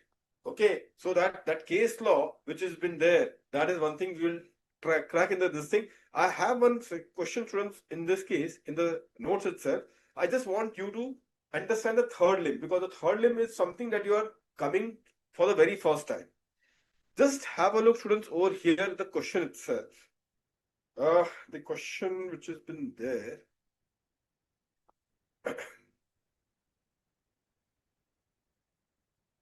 See here, the question, students.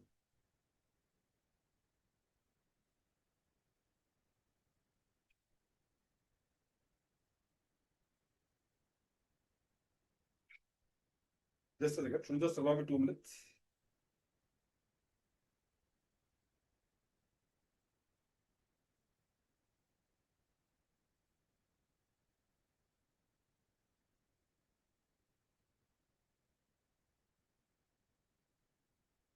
Push.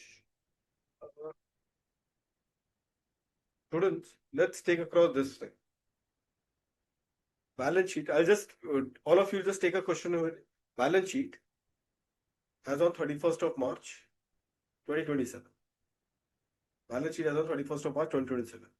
Now, in this case, equity share capital 300 lakhs. Preference share capital 300 lakhs. General reserve, say 200 lakhs. Okay. Thereafter, special reserve, SR, special reserve is say 200 lakhs. Okay. This is a balance sheet as on 31st of March 2027. Please take a note of this one. Huh? This is in respect of, you will say, sir, but for which section we are adding? You can write case study on 32E. Case study on under section 32E. Or just write here on the third limb of deduction. The third limb of deduction. What is third limb? One is amount deposited in special reserve. Second is 20% of PGBP before this deduction. And the third one is this. What is the third one? Again, can you now without this thing, can you recall? 2 times of paid up share capital plus general reserves. And whatever is the amount, 2 times of paid up share capital and general reserve, whatever is the amount, minus the special reserve account standing on the first day of the previous year. Standing on the first day of the previous year. Special reserve account standing on the first day of the tax year. No, don't use the word previous year. Now, during the year, additional information, students. Please write additional information. During the year, the company deposited rupees 20 lakhs in the special reserve account. Okay. Now calculating the limit. Answer. So now answer, students. Calculating the limit in the third limb. In the third limb. So how do we calculate the limit, students, in third limb? What was that, students? In the third limb, 1, 2 and 3, 2 times of the paid up share capital. How much is the paid up share capital? 600 lakhs. Minus. Can you tell me the balance? Let me ask you the question, students. I'll really be impressed if you are answering this particular part. Can you get me the amount? Okay, sorry. Hold on. Just a second, students. This number, 2 times of 600 lakhs plus general reserve. How much is general reserve? 200 lakhs. Minus the special reserve on first day of the tax year. Special reserve on first day of the tax year. Special reserve on first day of the tax year. Can you tell me how much is the special reserve on the 1st April of the tax year? Can you tell me, students, how much is the special reserve on the 1st April of the tax year? Quickly, let me see. Students, last question of the night. You should be in a position to have a good night, isn't it? So, tell me. Crack this particular part, students. You should be in a position to crack it. How much is the special reserve balance? If you are, and then students, you have made my day. How much is the special reserve amount on the 1st April of 2026? In this particular case, Kanaya.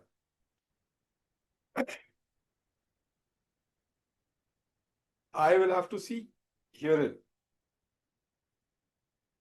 In this case, Radha, how much is the special reserve account on the first day of the tax year? So students over here, indeed, have a look in this particular context. So the special reserve account, students, can you see this? You have 200 lakhs. On which day? On the last day of the tax year.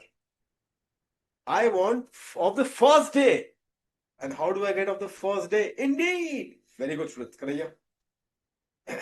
Indeed. Last day minus how much I have deposited in the current year? 20 lakhs. So therefore, in that case, how much is the balance on the first day? 180 lakhs. So finally, what is the answer for the third part? What is the answer? Answer is 800 into 2 is 1600 from this. 800 into 2, 1600 minus 180, which gives you how much, students? In this case, 180, 1420 if I'm not wrong. 1420. Oh. 1420, students, is the third item. This third item will be compared with the first two. So this is a third limb. This is the third limb. Do you all got this one? Radha, Kanaya, Abhishek, all of you, please confirm this once, students. Everyone got hold with this particular part? 180 lakhs is the third limb. Yeah, that is what it is. But nevertheless, I hope that now you have got hold with this one, the third limb, how to calculate it. Now, students, I will explain that case law in the next class at the very start, students. Kanaya. Only thing, students. Now, see, students, the advantage is that these lectures are also there in the YouTube, and we can always revise any lectures of any subject. The best initiative from the ICAI that you can always revise the content also. Some content you will say that, well, at least let me have a look once. So use your weekends, use your Saturday and Sunday to do your revisions and all. Use that thing.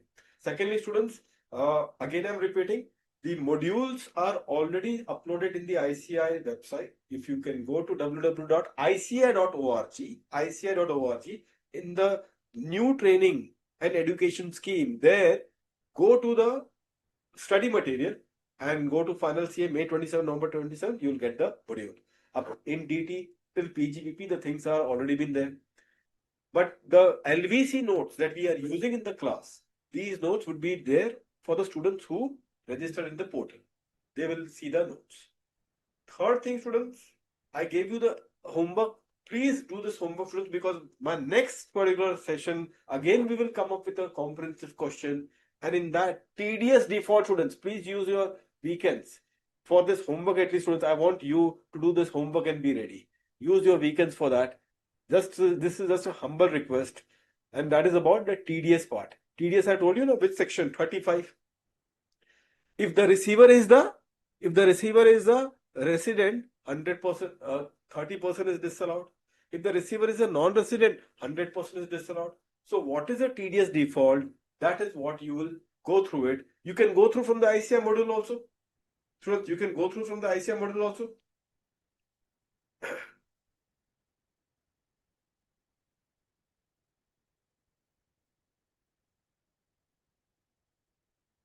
Exactly. How you have read it, Radha? I have already read the NCDC case law Supreme Court judgment. Went from High Court judgment to Supreme Court judgment for nearly after 20 years. Indeed, it was past the retired. Excellent. How did you came to know about this thing, High Court and Supreme Court lineage? But that's very good to know. The tracking that you have done it. Very good. That you already are aware about this judgment.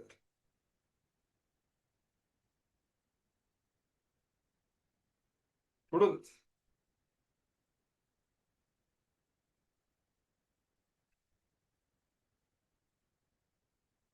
of the ICAI module, the 35, if you want to, Radha, Kanaya, Abhishek, and all the students who are there, if you want to read it from module, this particular part, the 35 disallowance, page number, you can just take a note of the page number. I think you have already taken a note of it. from your ICAI module, please download it 3.150, 3 to 3.151 and 3.15. Read it from the ICAI module. It is easier, they have given it in an easy language. You will get hold with it. That will be helpful. Have you taken a note of it, students? This page number. This would be your homework, students. Radha.